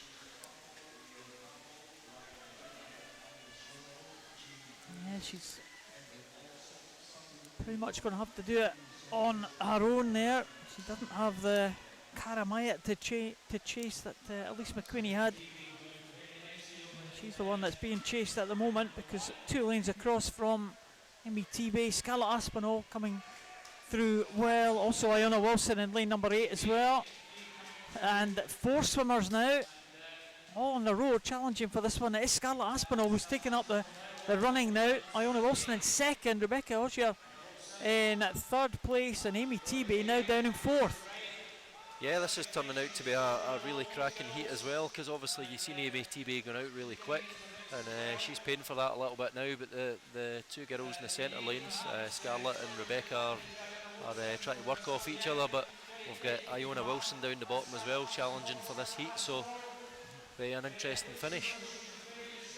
Well, it looks like it's between Iona Wilson and Scarlett Aspinall. It may well be Scarlett Aspinall take this one. She does just 2:31.82. Iona Wilson in second position, 2:32.19. They certainly did manage to come back faster than that previous heat. Yeah, certainly. But I think that's you see Amy Teabay, she struggled that second half, probably taking it out a wee bit too fast. But certainly if you can put an element of control in that first 100, it really gives you the chance to maintain your momentum, or in fact gain a wee bit of momentum through the second 100, and these are the challenges that these young swimmers need to learn in terms of the tactical aspects to some of these events. Well, see, we had that on the results there, and we had a disqualification. It was Iona Wilson who was disqualified, unfortunately. That's still the win in that heat, going to Scarlett Aspinall.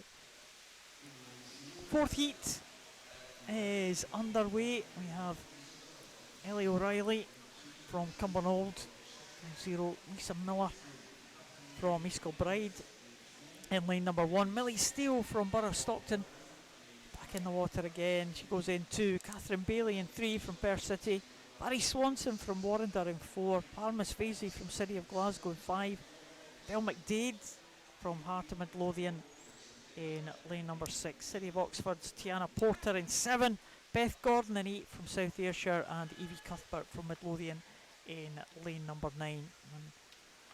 Yeah, just interestingly, Paul, there, I'm going back to my previous point about disqualifications and not necessarily been knowing what they're for.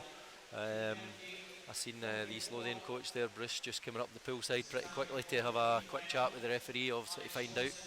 So that helps inform that kind of post-race conversation that will happen between the coach and the swimmer, in terms of making that learning for the future. This is going to be a tight one, this one. Barry Swanson with the lead. Lisa Miller just 5/100ths of a second behind. In terms of we're looking at the qualification for the B final, 2:30.44. Maybe might have a little bit of a shot at that one, judging by the time that we saw in that previous heat.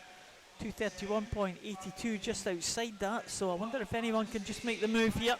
Yeah, well, I think Parmis Vasi's looking good on this third 50 here. She looked as if she had enough control through the 100, but as used, those girls stayed on their shoulder through the first 100 and then really tried to kick on in that third 50. So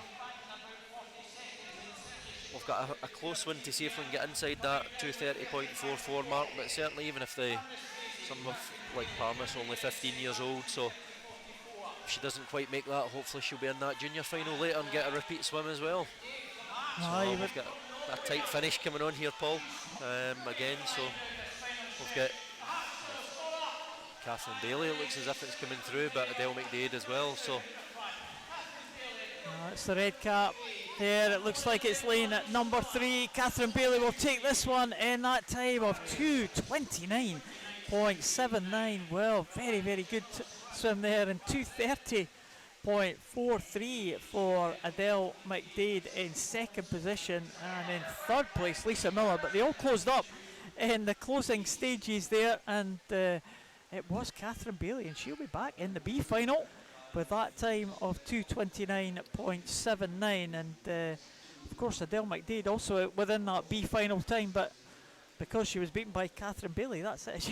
She won't be in it now. no, I've actually just looked it up there, but 2:30.44 was joint 19th place, so both of those girls will be hoping that they've got a junior final later, rather than the B final that we were maybe expecting to come back for. So both those girls will be inside that. They're just 1/100th of a second for Adele McDade. Oh, so Adele McDade does make it, and the officials breathing a sigh of relief because they don't have a swim off. Yeah, especially an interesting one when if you've got a swimmer from the morning, a swimmer from the afternoon, and how that works, and because obviously they're both maybe not here in the facility at the moment, and that would certainly be a headache for the organisers. If that was a 2:30.44 as well, 3 swimmers would have been involved with that one there. It's actually something I've seen quite a lot of in the last few months, as there's been more and more and more swim-offs, and it just shows how tight things are becoming. Watching even just back at the Scottish national age groups in kind of March, April time, and watching finals for 5 nights in a row, and it was constant close finishes, 2/100ths, 3/100ths. Sometimes dead heats, really cracking meet, and it's just to see how the swimmers, even although they train in different areas, do the same types of work but in different ways, that it's just when it comes to the racing, and they just want it so much. The time's getting certainly a lot of swimmers in a very short space of time, if you like, in terms of the time that they do for their races, especially on the shorter distances as well. On the 50s, we had a dead heat for a win last night. Yep. So wouldn't be surprised if we see something like that again. This is the 200 butterfly for men, and Gabriel Quinn in lane number 2 for Warrender. In lane number 3, Jack Wales from City of Glasgow. In lane number 4, it's Mark Riley, goes for East Kilbride. Lewis McCulloch from Inverclyde in lane number 5, and Kerr Lumsden in lane 6 from Monifaith. In fact, no Gabriel Quinn coming through for Warrender, so it's just 4 swimmers taking the start for this one. And Jack Wales from City of Glasgow, the home town swimmer, against Mark Riley from East Kilbride and Lewis McCulloch from Inverclyde in lane number 5. Looks like a strong start here from Lewis this time, but again, we've seen that already through the girls' event as well. So it's about what you can do in that second 100, especially in a 200 fly. I get back to watching Alice Thomas at the Commonwealth Games, the girl from Wales, and she goes back through the experience of how she's worked at that over the years, and getting her best result. And she's now obviously in her late 20s. So it's a difficult event to do. It's not an easy one, but certainly if you can put enough control and learn the tactics through it, then we can create some good results in it. Yeah, Alice Thomas, great performance at those Commonwealth Games for Wales. We saw she also was up in Edinburgh for the British Championships in Edinburgh International. Very strong swim there. Lewis McCulloch just being overtaken now by Kerr Lumsden. But a good turn from Lewis McCulloch. I know Lewis McCulloch, well, he's a deaf swimmer. Swims alongside his twin Fraser McCulloch, and seen them go head to head on a number of occasions. It's just Lewis doing this 200 fly at the moment. Kerr Lumsden is coming through now. Lewis McCulloch really trying to hold on now. Jack Wales in third place, holding off the challenge from Mark Riley. Looks like a well-timed swim from Kerr Lumsden, and he is going to come home first. Very, very long butterfly stroke at the end there, whereas the others may be struggling to get their arms over quite so cleanly at the tail end of that race there. But a very good swim there for Kerr Lumsden. Looked very strong in this last 50 of that one. Yeah, absolutely. Really nice swim there from Kerr. Just watching him there, obviously Lewis had taken that out again pretty quickly to the 100, but Kerr had done enough just to stick with him and then try and use that as that springboard on.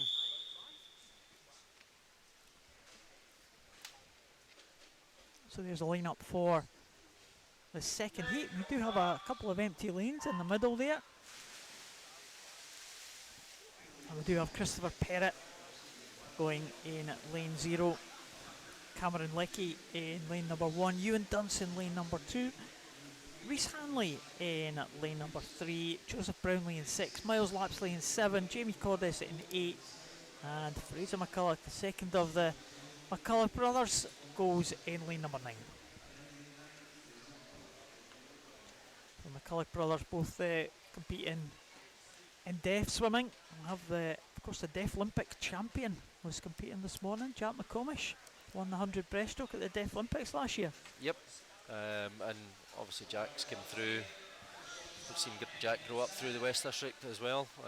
Obviously he started at Lanark, was part of South Lanarkshire swim team, which is obviously our composite club for nationals, but as he's progressed and moved on through his university programme and so on, then obviously City of Glasgow is the best place for him, and they've done a terrific job with Jack as well, onto the successes that he's had, and it's not just the successes, it's springboarding him on for all the rest of his life really as well, in terms of out the water as well. Yeah, it's a great start in the world of deaf swimming is Jack McComish. A good role model for the likes of Fraser and Lewis McCulloch to look up to as well. Fraser McCulloch down there in lane number 9. He's challenge to Jamie Cordes in lane number 8, but the swimmer one up from them, Miles Lapsley. Looks like he's the man who's going to lead them into this final turn. Joseph Brownlee also going well, but Miles Lapsley in there in 1:45.17.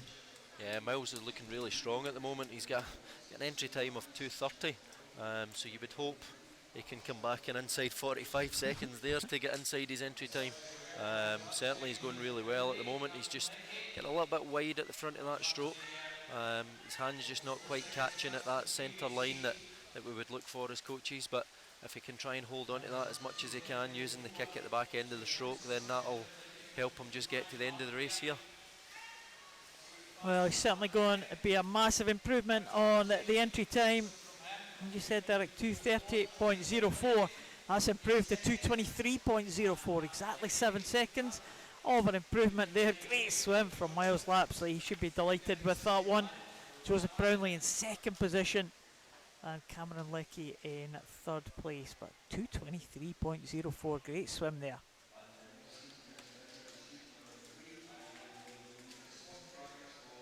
And the B final, we're just looking at the standards for the B final. 2:17.40 is the target for that B final. We have some fast heats to come. They may well challenge that 2:17 time. But that was a great time though for Miles Lapsley.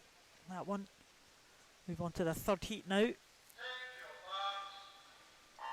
young 12-year-old again making another appearance.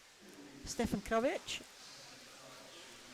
Yeah, and then to go 2:26 at 12 years old, I think he did that at the Scottish National Age Groups just back in April time, at the start of April. So to be interesting to see if Stefan can improve on that. Especially this is where it becomes tough for some of the younger swimmers when you're into some of those more senior style events and you're in with older swimmers. You're not necessarily in with your own age group. Can you still perform to that same level, being in an outside lane with some senior swimmers inside you? And if you can do that, ultimately you're giving yourself the best opportunity for the future. Well, the young man right at the top there is in 4th position at that first turn. Stefan Kravic still very much in contention here down. Closest to us at the bottom here is Cameron Craney in lane number 9. It's going pretty well. Also going well, Alex Johnson in lane number 1. Yeah, obviously earlier in the session Alex Johnson had a really positive 200 freestyle as well, so be interesting to see what he's got left in the tank through this second 100 of the 200 fly as well. Certainly a hard way to go about it, getting the 200 fly of the second of the events, but again, that's sometimes the events you choose. Stefan Kravic very much still in the mix here, right at the top there, and Alex Johnson. None of those swimmers really showing great signs of fatigue at the moment. Still 50 metres to go though. Hope that's not another commentator's curse there. Yeah, for all that they look pretty smooth at the moment, it will be hurting inside. It will be demanding on the body, but certainly you would hope someone like Stefan would be able to push on through this last 50, but Alex Johnson's looking really strong. He's actually just picked up his stroke rate a little there. Really using the tactical aspect of the 200 really well, and it's nice to see a strong kick at the back end of his stroke there to keep him going. Not giving in easy though, the three lads behind him. No, Alex Johnson though, looks like he might take this one. He's been chased by 4 swimmers if you count Cameron Craney on the near side here. And it is Alex Johnson taking it. 2:21.06 for Alex Johnson. A very good time for Alex Johnson, an improvement of nearly 4 seconds. And in second position, well, it looks like Thomas Coates got the second place, but it was very close between 3 or 4 swimmers there. Ethan Brown, Cameron Craney and Stefan Kravic right there in the mix, the young 12-year-old. 5th place this time, but a good time, 2:22.74, very good. Big improvements on this 200 fly. Yeah, wow. It's also a good bit of work that is getting done out there with the coaches encouraging those swimmers to get going in these 200 flies, and especially from young Stefan there, who I know just to go and drop that again, I know that happens quite a bit in those younger years, but 2:22 for a 12-year-old 200 fly long course is certainly looks good for the future if we can keep him learning in the right fashion through the next few years and keep him within the sport. Yeah, it's not bad at all. Stefan Kravic, very good swimming there from a number of swimmers in that previous heat. Big chunks coming off the times there for the previous 2 heats. Let's see what the likes of Mark Devlin can do. He leads James Riley through in this 4th heat. Bryce Proctor also going well. They're up there in lane number 2, but centre lane swimmer Mark Devlin, he's in the yellow lane there in the centre, just been challenged by the swimmer one up from him, James Riley, and also one up from him, Bryce Proctor. But close contest here as they come to the halfway point. Bryce Proctor maybe just getting that one through in 106.04 for Bryce Proctor. Yeah, it's just interesting watching the differences in the strokes across the pool. We've got a few of those bigger guys that are trying to get a bit longer and smoother through that first 100, but you can see Bryce there just that a wee bit shorter in stature, and lane 1's got to have a quicker stroke rate than the rest, but looks quite good for Bryce at the moment. Being able to have that higher rate just to be able to just keep the momentum going, but certainly it's turned into a good contest, good battle between Bryce and James. James Riley not finished yet by any means. In fact, he's just given the touch there as he comes to that final turn.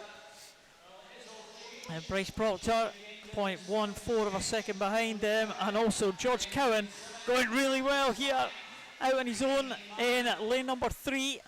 Well, George Cowan and Bryce Proctor and James Riley, looks like they're going to battle out the top 3 places in this one. Elliot Sinclair probably in 4th place in the outside lane, but it does look like George Cowan, who came from back in the terms of position, he's going to take this one and look very comfortable at the end as well. 2:19.76.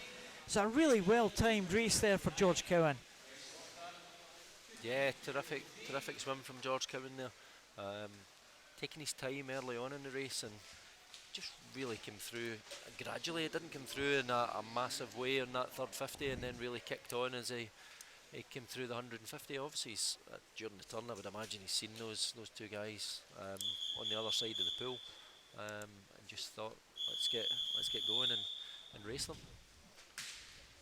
Well, he certainly did that, and a very, very fast last 50. Great time for George Cowan to take that one. 2:19.76 under the 2:20 mark. I wonder if anyone can dip under the mark we're looking for the B final here, which is 2:17.40. Aaron Stowe, we saw him earlier on, back in again. He goes in lane 0. Jack Howard, Preston in lane 1. Rory Young from Heart Midlothian in 2. Max Underwood in lane number 3. He's from City of Oxford. Aidan Brown from the City of Stotford. George Rudd from City of Oxford. Liam Harkin from First. Stuart Brodie from East Kilbride. Jamie McGregor, Perth City. Matthew Sylvester from Wigan Best. Well, it's Aidan Brown going ahead, Borough of Stockton. Some I've noticed a lot of the Stockton swimmers are doing is they're getting out there and they're attacking the swims. Obviously there's some of the championships going on down in England this weekend as well, so it's good to see that they've come up for this one. So they're just trying to maybe get out the way of some of their normal competitors and go and race in a different environment and gain new experiences, but certainly they're trying to make the most of it here. Yeah, Borough of Stockton, of course, it was Gemma Lowe's club for a little while. The butterfly swimmer from the 2 Olympics, I think Gemma Lowe went to. She was based at the Borough of Stockton for quite a while. So 200 butterfly in the 200 butterflyer as well. In the blood of the Borough of Stockton, I'm sure. The traditions of the club.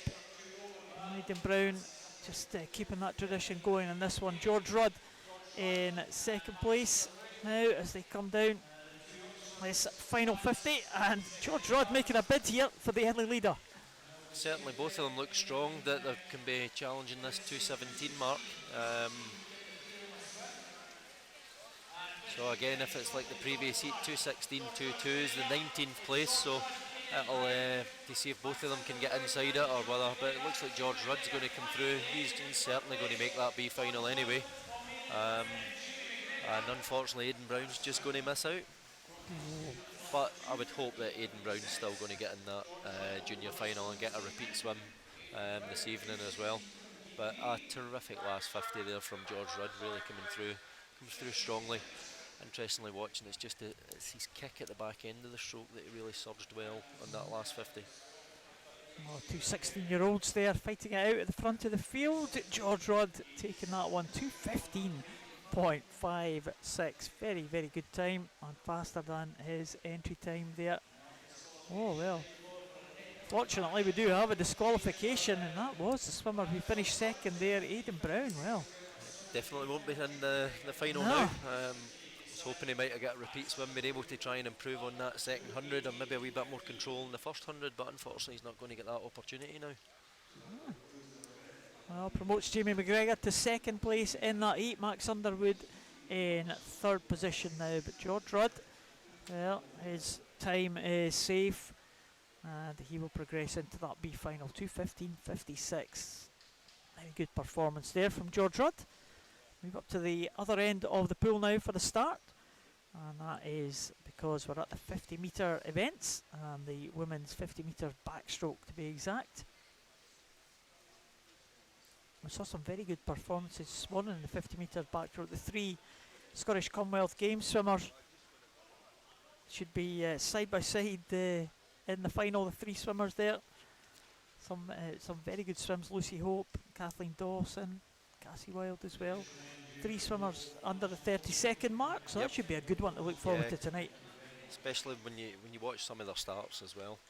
It's really good for some of these young swimmers to be watching the skills of the senior athletes that have came here to perform, and they might not necessarily be in their number one events. Certainly I watched Duncan Scott in the 50 backstroke as well, and his head was right on the line of the 15-metre mark. It's probably something that Duncan and Steve have been working on, not necessarily his backstroke, but just in terms of skills and being able to apply the right things into the races that they're here to try and do. Yeah, well, Duncan, great Commonwealth Games, of course, and Scotland's most successful athlete in a single Commonwealth Games ever, and still learning. Yeah, and I'd managed to get a wee chat with Duncan earlier, and he was just saying that just the experience of, after he won that 100 free, he said if he had to pick an event, he probably wouldn't have picked that one if he thought he was going to win it. He thought he might have won something different if he was to get a gold medal in anything, he said, but just the experience of they always say that you maybe all cry during that podium presentation, but he certainly said he found the nerves right before it. It was a great performance, Duncan Scott. It's a good performance here, right here in Tollcross from Hannah Young in lane number 7, 32.12 for Hannah Young of South Ayrshire. Terrific first heat there. 2.5 seconds PB, or quicker than their entry time certainly on that first heat. So obviously done something very right there. She did their 6 heats, and none of the heats have got an entry time faster than that one. 32.12. Yeah, it'll be interesting to see whether that can maybe squeeze her into a junior final as well. Obviously we've got the time of 31.34 at the moment that makes that B final, so 32.12 is not too far off that.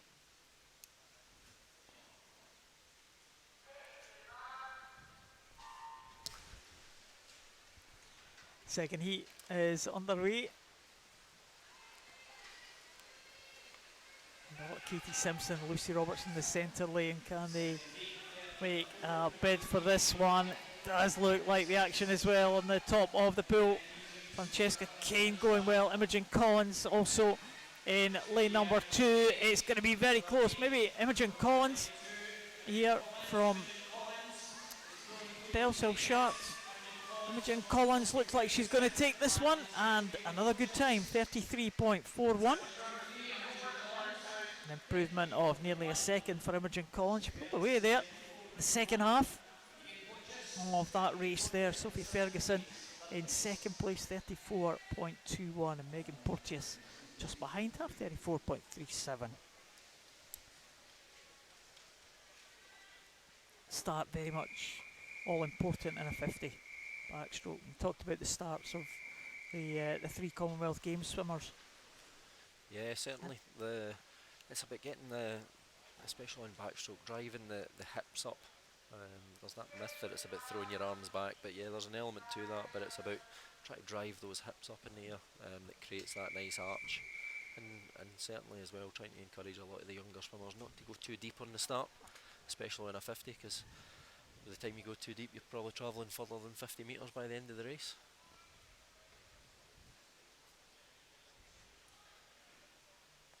And we talked about Duncan Scott, of course, just using that 15 metres.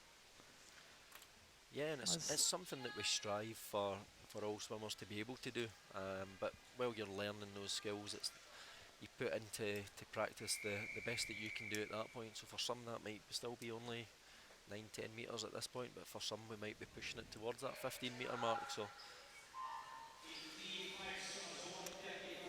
yeah, you've got to balance these things. You've got to have enough oxygen in your lungs to keep those arms and legs working at the end of that 50 metres backstroke. Very good start though, and down pretty closest to us was it Kiana Bellotti possibly in lane number 8, who started pretty well. Sarah Turnbull also going well too. Also maybe up there in lane 2, Sarah Coffey may well just have this one. Sarah Coffey from first. And lane number 8, Sarah Turnbull and Kiana Bellotti coming through, and it is Sarah Turnbull will take that one from East Lothian. Just nicked it at the end by 2/100ths of a second. Kiana Bellotti in second, and Sarah Coffey, I thought she had it there, but the two swimmers in 1 and 2 were just stronger at the end. Sarah Turnbull takes it. Yeah, and we've just spoken there about the importance of trying to get the start right, but certainly in that heat there, it's about the importance of making sure you get the finish right as well, finishing on a long arm, a long stroke, and trying to lean into the wall as much as you can to, without going deep on the wall either, that it means that you're travelling further. So really, really good finish there from Sarah Turnbull.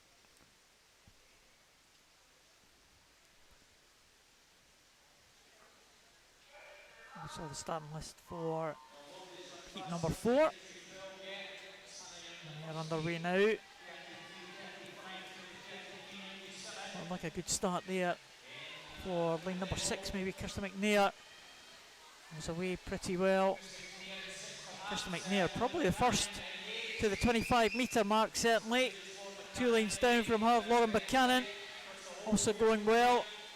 Second lane from the bottom there. Lauren Buchanan possibly got the edge here, but it is going to be very close. Right at the top there, Cara Mowbray going well, and Cara Mowbray will take this one, 33.43.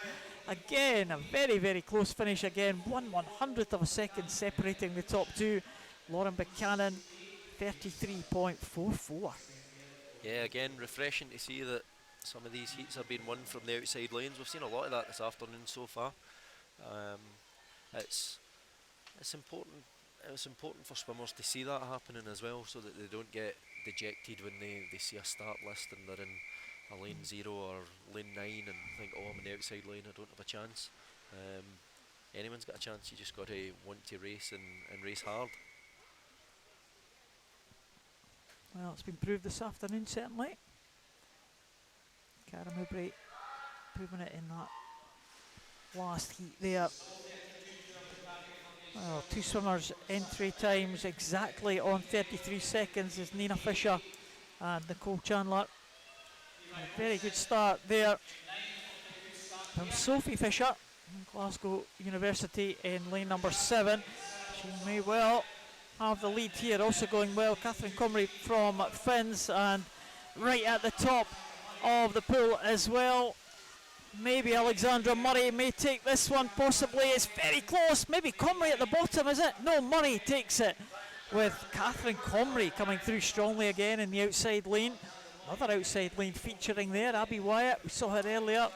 She's in 3rd place this time, but my goodness, that was a close finish there. 4/100ths of a second, 4/10ths of a second, I should say, separating the top 5 swimmers there, and Alexandra Murray gets the touch, 33.44. And all these times been really, really close for all the heats, with the exception of that first one, the 32.12 swim from Hannah Young. All of them have been in the 33.3, 33.4 region. Yeah, it's been tight, but as we say, we're now into this last heat, and we've still got the quickest time so far for this afternoon in Hannah Young, which came from heat 1. Just interestingly, you're watching the start on this final heat, and as we've went through the heats, we're gradually getting closer and closer to that 15 metre mark, so you can see that, and that's probably the development stages of each of the swimmers where they're at. So it's good to see that they're putting pressure on those skills to try and make it and push the boundaries. Oh, Maisie Ferneau led almost from the start. Now is she going to get into the finish in first place? She is, in 32.62. Maisie Ferneau from Preston in there to take that heat, the 22-year-old. 32.62 for the Preston swimmer, 32.69 for Kira Sterka in 2nd position, 32.77 in 3rd for Lily Walwork. So it was that first heat, 32.12, sensational swim there for Hannah Young. Terrific swim from Hannah Young, taking it from the early heats, and you know, just giving yourself the opportunity to get a repeat swim later on tonight. That's the beauty of the way that the meet's set up, that people might go away this morning and think, oh yeah, I'm in the final for this, and it's those guys have got nothing to lose going into these afternoon heats to put a bit of pressure on the times of some of those athletes this morning. Well, certainly Hannah Young looks like she'll be in that junior final, I would think. Not sure, of course, we don't have the results of which juniors have qualified for that final, but being the fastest of the 6 heats this afternoon must give her a pretty good chance. But as we've seen, it could be pretty close in terms of times. And we had the heats that we had this morning as well, but Hannah Young certainly giving herself a good chance of another swim tonight in that junior final. Yeah, certainly. Now back to the men now. We have 5 heats of the men. 28.33 is the time that they have to achieve if they're going to try and make their way into that B final. And again, could be a tough ask, but we've seen a number of swimmers step up. And in this first heat, we're going to see Andrew Mullen, who's probably one of Scotland's most successful, along with yourself, Paul, para swimmers. Andrew certainly currently one of Scotland, probably one of the most successful, certainly in Rio. Great performances at the Paralympic Games in Rio. Will be trying to qualify for another European Championships, Andrew Mullen, next week at the trials in Sheffield. He is very much 50 backstroke is very much one of his events that he'll be looking towards. We've got Ewan Houston, Callie Hoad, Max Hagan and Andrew Mullen in lane number 6. Andrew Mullen, of course, affected by his impairment in all of his 4 limbs, and he swims in the S5 classification. Very tough classification against the big Brazilian national hero Daniel Diaz, but Andrew Mullen stuck to his task and came back with a barrel load of medals from Rio. Max Hagan takes that heat there ahead of Callie Hoad and Ewan Houston. And let's have a look at Andrew's time. 39.84 for Andrew. Be pleased to be under the 40-second mark, Andrew Mullen. I think he's gone slightly faster this year. I think he went 38 seconds this year. So Andrew Mullen building towards those trials next week in Sheffield.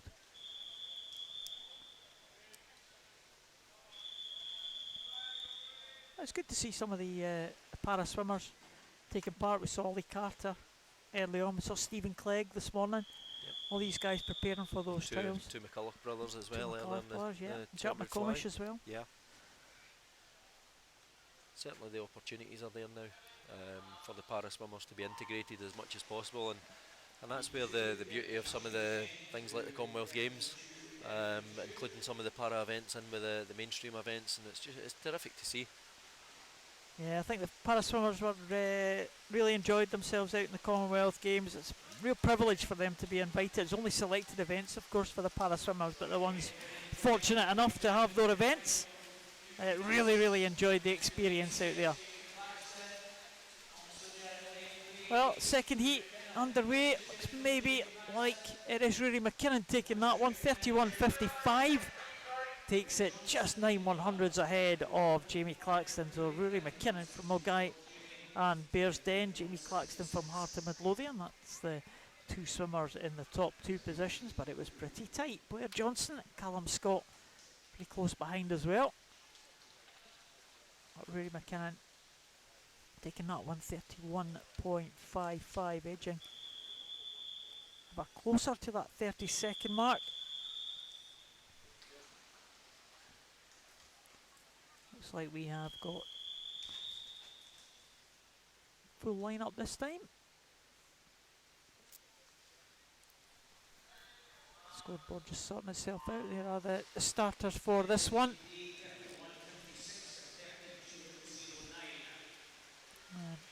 Again, just in that start, you're seeing the differences there, because you've got Sam Miller in lane 8 making the absolute most of that 15-metre mark, and that's certainly really helped his start there.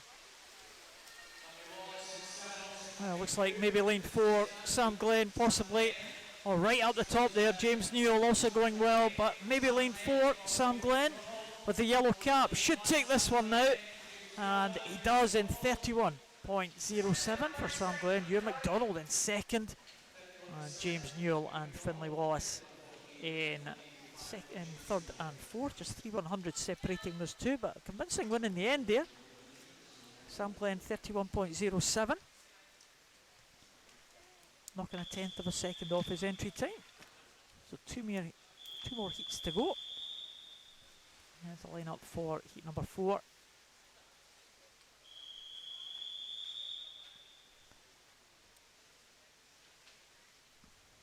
Certainly been a busy afternoon for some of these swimmers here.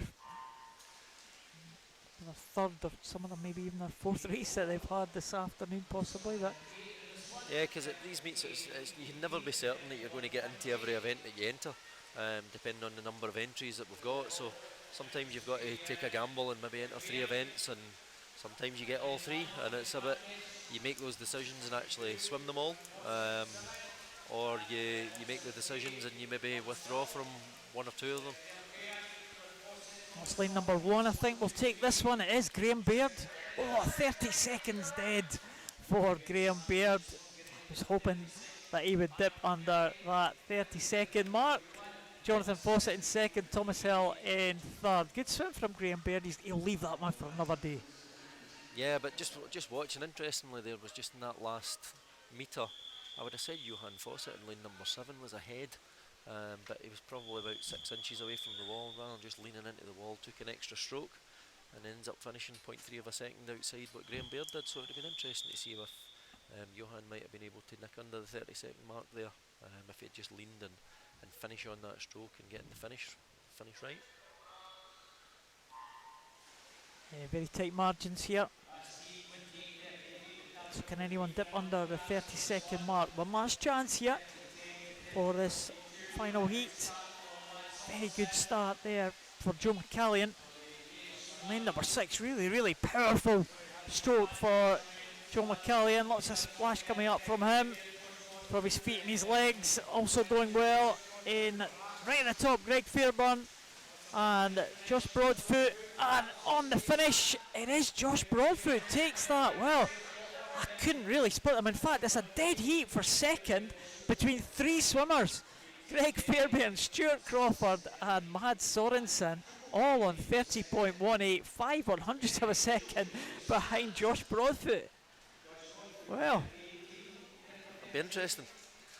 See where those, because obviously a few of those swimmers there are juniors as well, so it'll be interesting to see where the junior times are sitting and where the 8th, 9th, 10th places are sitting, and do we get the opportunity for a swim off?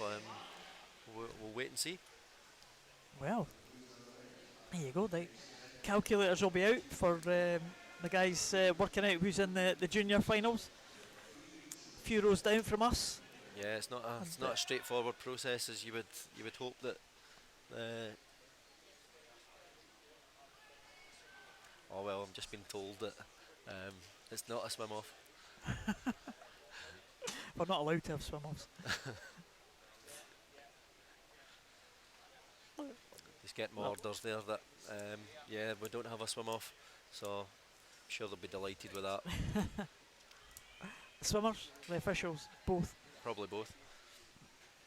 Although I do like a swim off. I like a swim-off, yeah. It's always interesting when you watch a swim off, because as a coach you get so frustrated, because after a swim off you probably just say to the swimmer, why do you not just go and do that the first time, because they tend to swim faster. Invariably, yes. They tend to go faster. I think one of the best swim-offs I've seen, I used to see them fairly regularly, is in the para-swimming, when they used to do, the results were on points. So you could have someone like Andrew Mullen, affected in all 4 limbs, swim against someone like Stephen Clegg, for example, visually impaired.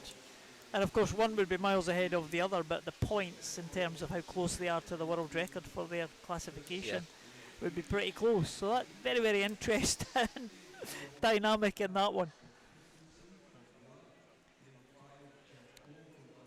No swim off though. This is the 800 freestyle. First of the 2 heats that we have this afternoon. We have 3 heats in this event, and the third of those heats will be swum in the final session. So we have 7 swimmers taking the start for this one. We'll keep an eye on their progress as they go through. We have Beth Gordon from South Ayrshire. He goes in lane number 1. Neve Tierney from First goes in lane number 2. Leah Hughes from Red 96 in lane number 3. We have Ella Christensen, one of the Danish swimmers, going in lane number 4. Jenna Cole leading them through that first 100. She goes in lane number 5. We have Jenna McMahon in lane number 6, very close behind Jenna Cole in the early stages. She's from Heart of Midlothian. And we have Rebecca Auger from East Kilbride. She goes in lane number 7. So, one of your swimmers in here, Derek? Yeah, so Becca's been working hard on certain things. She's had her ups and downs in the last few months as well, so it'll be good to see if she can try and make a good go of this 800. Certainly it's one of those challenging events that if you don't quite get on it in the early stages, it can certainly bring you down and you can look massively outside your entry time, but it's just about what we try to tell the swimmers, especially someone like Rebecca, is that it's not necessarily what you do in the first 50 or the second 50, but it's how quickly you can stop that drop in terms of those split times. You want to be able to try and hold in, because if you drop by half a second and then another half a second, then each of those splits becomes a second slower, and that adds up to that time. So if you can hold it in really tight in the early stages, your body settles into that quicker pace, which gives you the opportunities then to race at the back end of the swim.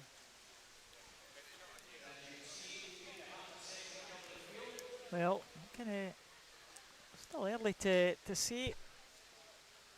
I'm kind of settled onto a 1:15 pace. Well, certainly a 15 pace, 1:15 pace for that second 100, and 4 swimmers really at the front of the field at the moment. Kind of 2 groups of 2. Yeah, and it's the 2 13-year-olds that are leading the way as well. So that's always a good positive thing to see, that they're not frightened to go and take it on at this level.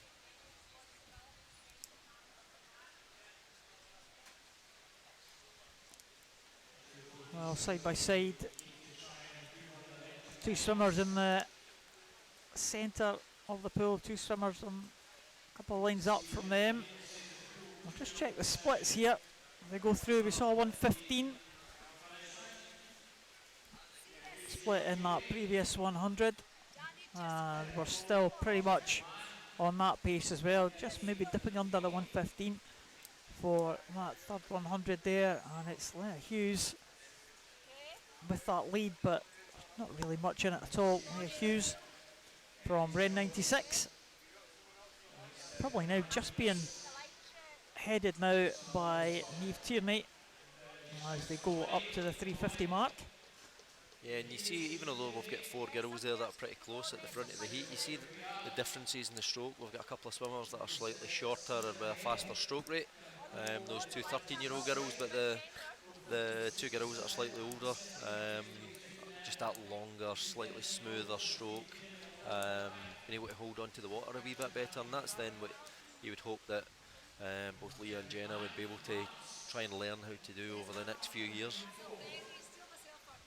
Well, the 2 swimmers there, Neve Tierney and Leah Hughes, certainly pulling themselves a little bit clear of the other 2 now as they come up to the halfway point. Just wonder if anyone will decide to make a little bit of a move at the halfway. Sometimes you see that, go over the halfway point, and you see people kind of kick into action a little bit more, trying to hold that technique, that speed.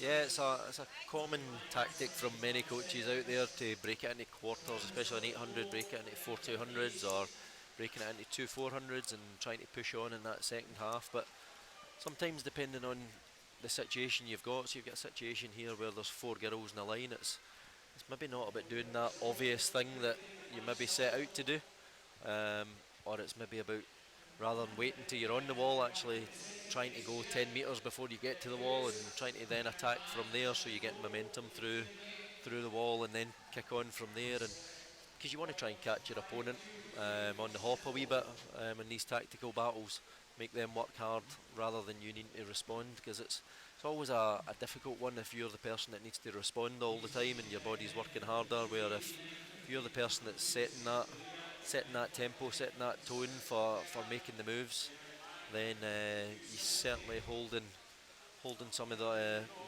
cards, holding some of the aces, so to speak, in terms of getting towards the end of the race. Well, it's difficult to say who's holding the cards in this one. Leah Hughes certainly has just about the lead, but there's not much in it at all, and the pace has been pretty consistent all the way through, around about 1:15s or thereabouts, and kind of just eking out this tiny little lead over the other two in the middle. Looks just in this 50 though, Paul, that Leah Hughes has maybe tried to just start to make that wee break. You just see about half a body length now coming in, but again, it's when you're slightly younger, if you got that kick off the wall to try and keep that momentum going, you can see that she's just lost a wee bit just on that turn to Jenna McMahon of Hearts. So even although you can kick on, you've got to be able to do those skills and work off the wall as well, so that it's not just the swimming bit that you're working hard on. And certainly, as you said, Derek, the arm stroke for Niamh Tierney certainly a lot smoother there. Certainly more marked of a difference as they're coming into the closing stages now. But still, the pace pretty much as it's been for Leah Hughes. Still looking pretty good there. It's good to see that even at the younger age that we've got consistent splits and being able to repeat it over and over and over. And again, that comes back to doing these things in training, doing some of those long, tough sets that, let's be honest, no one really wants to do them, but you know that you've got to get through them. You know you've got to be able to learn how to train to be able to then compete better at that in the future. So again, Leah's made that wee break on that 50 on the way up there, but it's what can she do off the wall. Looks a bit better turn that time, maintaining a bit of the lead, so probably important now for Leah with 3 lengths to go, or 2.5 lengths to go, to try and kick on a wee bit more, so that any of those that have maybe that longer, smoother stroke at the moment then don't get the opportunity to go and get in and sprint against her. Well, Niamh Tierney certainly holding on to second position. I think the two further down there, Jenna Cole and Jenna McMahon, two Jennas, were going to try and get themselves back into contention. They are maybe a little bit too far to ask there, but it's still 100 to go. You've heard the bell now. Swimmers will hear the bell. That will sometimes give them a little bit of encouragement to just go and push on here. But it does look like Leah Hughes has swum this one very well, and it's going to be difficult to see her being beaten now.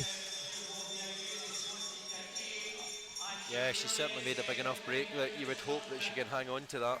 And she's not really had a response from the others either when she's made the one wee move and get caught on the turn. We have about 250 to go, but then making the move again on the stage going into 150 metres to go has made a massive difference, and she's actually broke the pack there. Well, she's going to be pretty close to her entry time, I think, of 9:50.52. Leah Hughes maybe just inside, hopefully. Coming back now, Jenna Cole into second position. Don't think she's going to have enough to catch Leah Hughes, the swimmer who has led for most of this 800, but Leah Hughes coming in. Hopefully she'll get under that 9:50 mark, just about, or 9:49.33 for Leah Hughes. A very, very good swim from her, and she'll be pleased with that one. It's a 1.5 improvement for her. Niamh Tierney it was who hung on for second position. I did think that Jenna Cole was coming back there. 9:51.10 against 9:51.14, and the fourth of the leading group was Jenna McMahon, 9:52.02, but it was one from the front, really. Yeah, she just kept pressing on from the start. Obviously we were shown as the four of them swimming together, but ultimately split after split it was Leah Hughes' feet that were touching the wall first, and that as I said, gives her the opportunity to go and make that move. First time it didn't quite work, the move, but second time round made a massive difference, and that's only with 150 metres to go, so it's taking the opportunities that you can get to make the most of it. Well, 9:49.33. Would expect that this heat just in the water now, the second and final heat of this afternoon's programme. Of course, the third heat swum in the final session. So the swimmers in that previous heat and this one will set the target for those final swimmers. A couple of missing lanes here. We do have Scarlett Ferris in lane number 1, out on her own. Kirsty Griffiths in 3, Katy Shanahan in 4, Karen Heath in 5, Faye Rogers in 6, Rhea Colbridge in 8, and Alicia Greenshields in lane number 9. So we'll keep an eye on the splits for this one. Yeah, I would imagine this one's going to be significantly quicker, because I think there's maybe a little tactical thing going on with the entries here for Katy, because I know she's been significantly quicker than 9:32. But I wonder if that's because tonight the 800 is swum as the very first final, and she's hoping to maybe then go into the 400 IM final and go a wee bit quicker. So by entering that bit slower, you're guaranteeing yourself to swim it in the afternoon session, and gives yourself the chance to go and set a pretty good time on the 800, but also then compete heat of 400 IM this morning and a quicker 400 IM tonight. So I think there's maybe a wee bit of tactical thing in the entry system, but you're allowed to do that. You're allowed to enter slower than what your best time is. Obviously you're not allowed to enter quicker than what your best time is, but if you have got an entry time similar to that, that you've swum before, you're entitled to enter slower if you want to enter slower, and I think that's maybe what's been employed by Katy here. But do you know what, that's about being sensible about what you're swimming, especially at a young age, knowing that it's pretty tough to go an 800 freestyle, get straight out the pool and stand up the block and go a 400 IM within 5 minutes. So be good to see if Katy can push on and still do a good job within this heat. Well, looks like she has gone to the front, Katy Shanahan. Yeah, in 2:17, that's a good start at 200 metres. So looking heading towards that 9:15 to 9:20 mark. So we'll see where she ends up at 800 on this, because whenever you watch Katy swim, she looks so long and smooth as she does it. She's a really good technician in all 4 strokes, but she certainly has learned those elements of control at such a young age. You know, she's only 14, but she's learned how to control swims, done a lot of work on that, and been able to bring it back pretty hard as well. I think going back to my earlier point, her being able to swim in with Hannah Miley's and Amy Wilmot's tonight probably has got an even greater benefit, although she's still wanting to do all these other events and pile up in the programme, which is great, but gain that additional experience of racing Hannah and Amy within a final, when you've seen how close a battle they had in Gold Coast. Yeah, absolutely. And of course it's not just racing in the final, it's all the preparation and how they prepare for the race, how they go and what they do in the call room. Yeah, and it's all sorts of sometimes stuff. seeing those senior athletes and what they do within the call room, picking up on those things.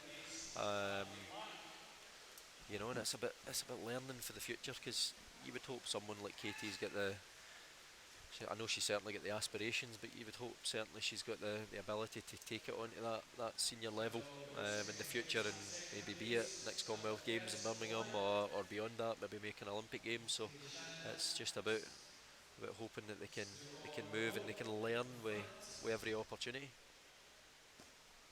Well, she's certainly doing very well at the moment. I do remember her a couple of years ago, actually, when she first started breaking age group records at a very young age, and she's continued to break those age group records as well.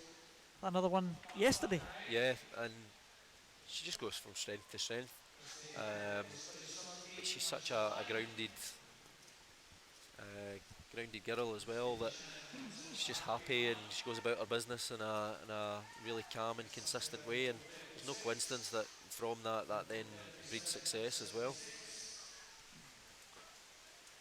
So again, 4:37 at the halfway point, so we're still on track for that 9:15, 9:20 mark. Probably just going through there and about 2:20, maybe just under it. that second 200, so she might even try to pick this up a wee bit, and we might even see if we can try and come under, negative split the race and come under the 9:15 mark. Well, she's around about 110, 110 and a half for that that last 100. So we'll see. Keep an eye on that clock. See if she goes in the second half of this 400. She's going to be out on her own here, second position, as they get to the 450 mark. It's going to be Kirsty Griffiths, City of Glasgow teammate of Katy Shanahan. Borough of Stockton, Faye Rogers in third place. And right up at the top there, Scarlett Ferris from Dundee City Aquatic, another one of the 14-year-olds in this one. She's in fourth position at the moment. But Katy Shanahan still looking very, very smooth. It looks effortless for Katy Shanahan. It's certainly not effortless, that's for sure. But she makes it look really easy. She's obviously got a really good feel for the water on every stroke that she does. And even when she's going fast, sometimes she just makes it look quite easy, which is always good news for the future. So, but we're seeing a good battle in behind for second place here. Obviously, Kirsty Griffiths is going well, but you see Scarlett Ferris coming back into the fold now as well. Yeah, Scarlett Ferris challenging for that second place, but the supreme stroke there of Katy Shanahan is just eking out that advantage after every lane. 6:24 on that particular turn. That's around about 12 seconds ahead, 11 and a half seconds ahead of the rest of the field, and the gap's increasing all the time. She comes down now. Katy Shanahan, that 600 mark. And she's going to be around about 7 minutes, is she? Yeah, 7 minutes .03 for Katy Shanahan, so still around about the 110, 111 mark. Probably just a slight drop in that third 200 there, but she's still going pretty well, aiming for that 9:20 mark.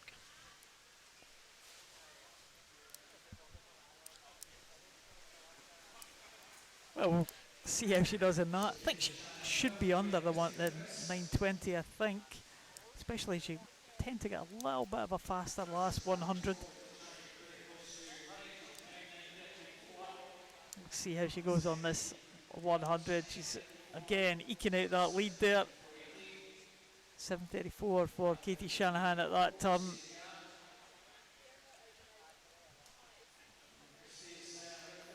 Kirsty Griffiths still in second. Scarlett Ferris was challenging for second. She's down to fourth now because Faye Rogers has come back by Stockton. Yeah, it looks like Kirsty's probably cemented her second place in this heat as well. But yeah, as you've seen, Scarlett had the opportunity to get right back onto Kirsty, but I don't know if that's Kirsty that's just had a little move there to get herself ahead and make sure that she can make that move to guarantee second place.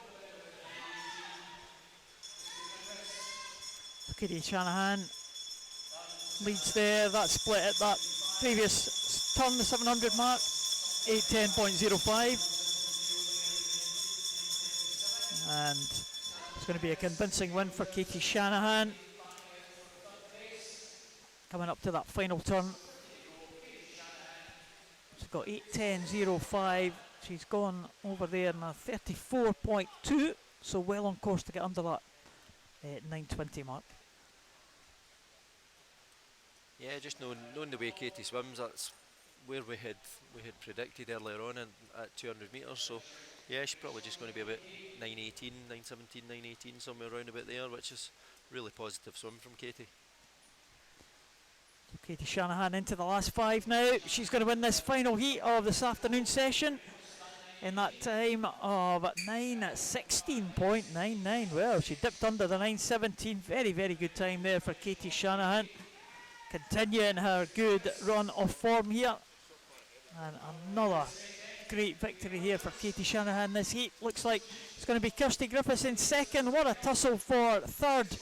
Kirsty Griffiths in 9:37.13. Third place is going to be Faye Rogers in 9:41.21, ahead of Karen Heath in 9:42 and Scarlett Ferris 9:43. So, well, good way to finish. Derek? Yeah, absolutely. Yeah, It's been a Katy good Shanahan. afternoon of swimming. Lot of converted entry times into faster swims this afternoon. Some really positive things happening. A good improvement on the entry time of Katy Shanahan there. As you said, may not have been her fastest time that she entered, but still it was a very impressive swim, 9:16.99. Quality swim again from Katy Shanahan. So that completes the action for this afternoon. We don't have a swim off, we're told. No. Well, that's a pity, isn't it? So, well, very thanks, Derek, for your company this afternoon. We will be moving into the final session of the day very shortly of this Glasgow International Swim Meet. Remember, keep sending your tweets in, hashtag GISM18. We'll try and give them a mention if we possibly have time.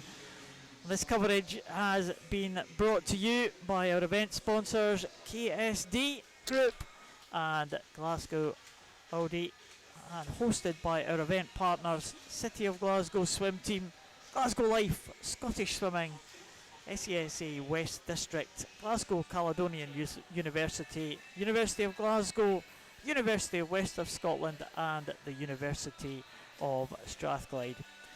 I've been Paul Noble this afternoon, bringing you the action alongside Derek McGowan, East District Coach and Vice President of the SASA West District. Thank you very much again, Derek. Join us again. The session for the finals will be starting at 5:10, so a little bit of a break from the swimming this afternoon. We'll have a wee bit of a rest, have something to eat, and be back for 5:10 for the final session. Should be exciting. Don't miss it. We'll see you then.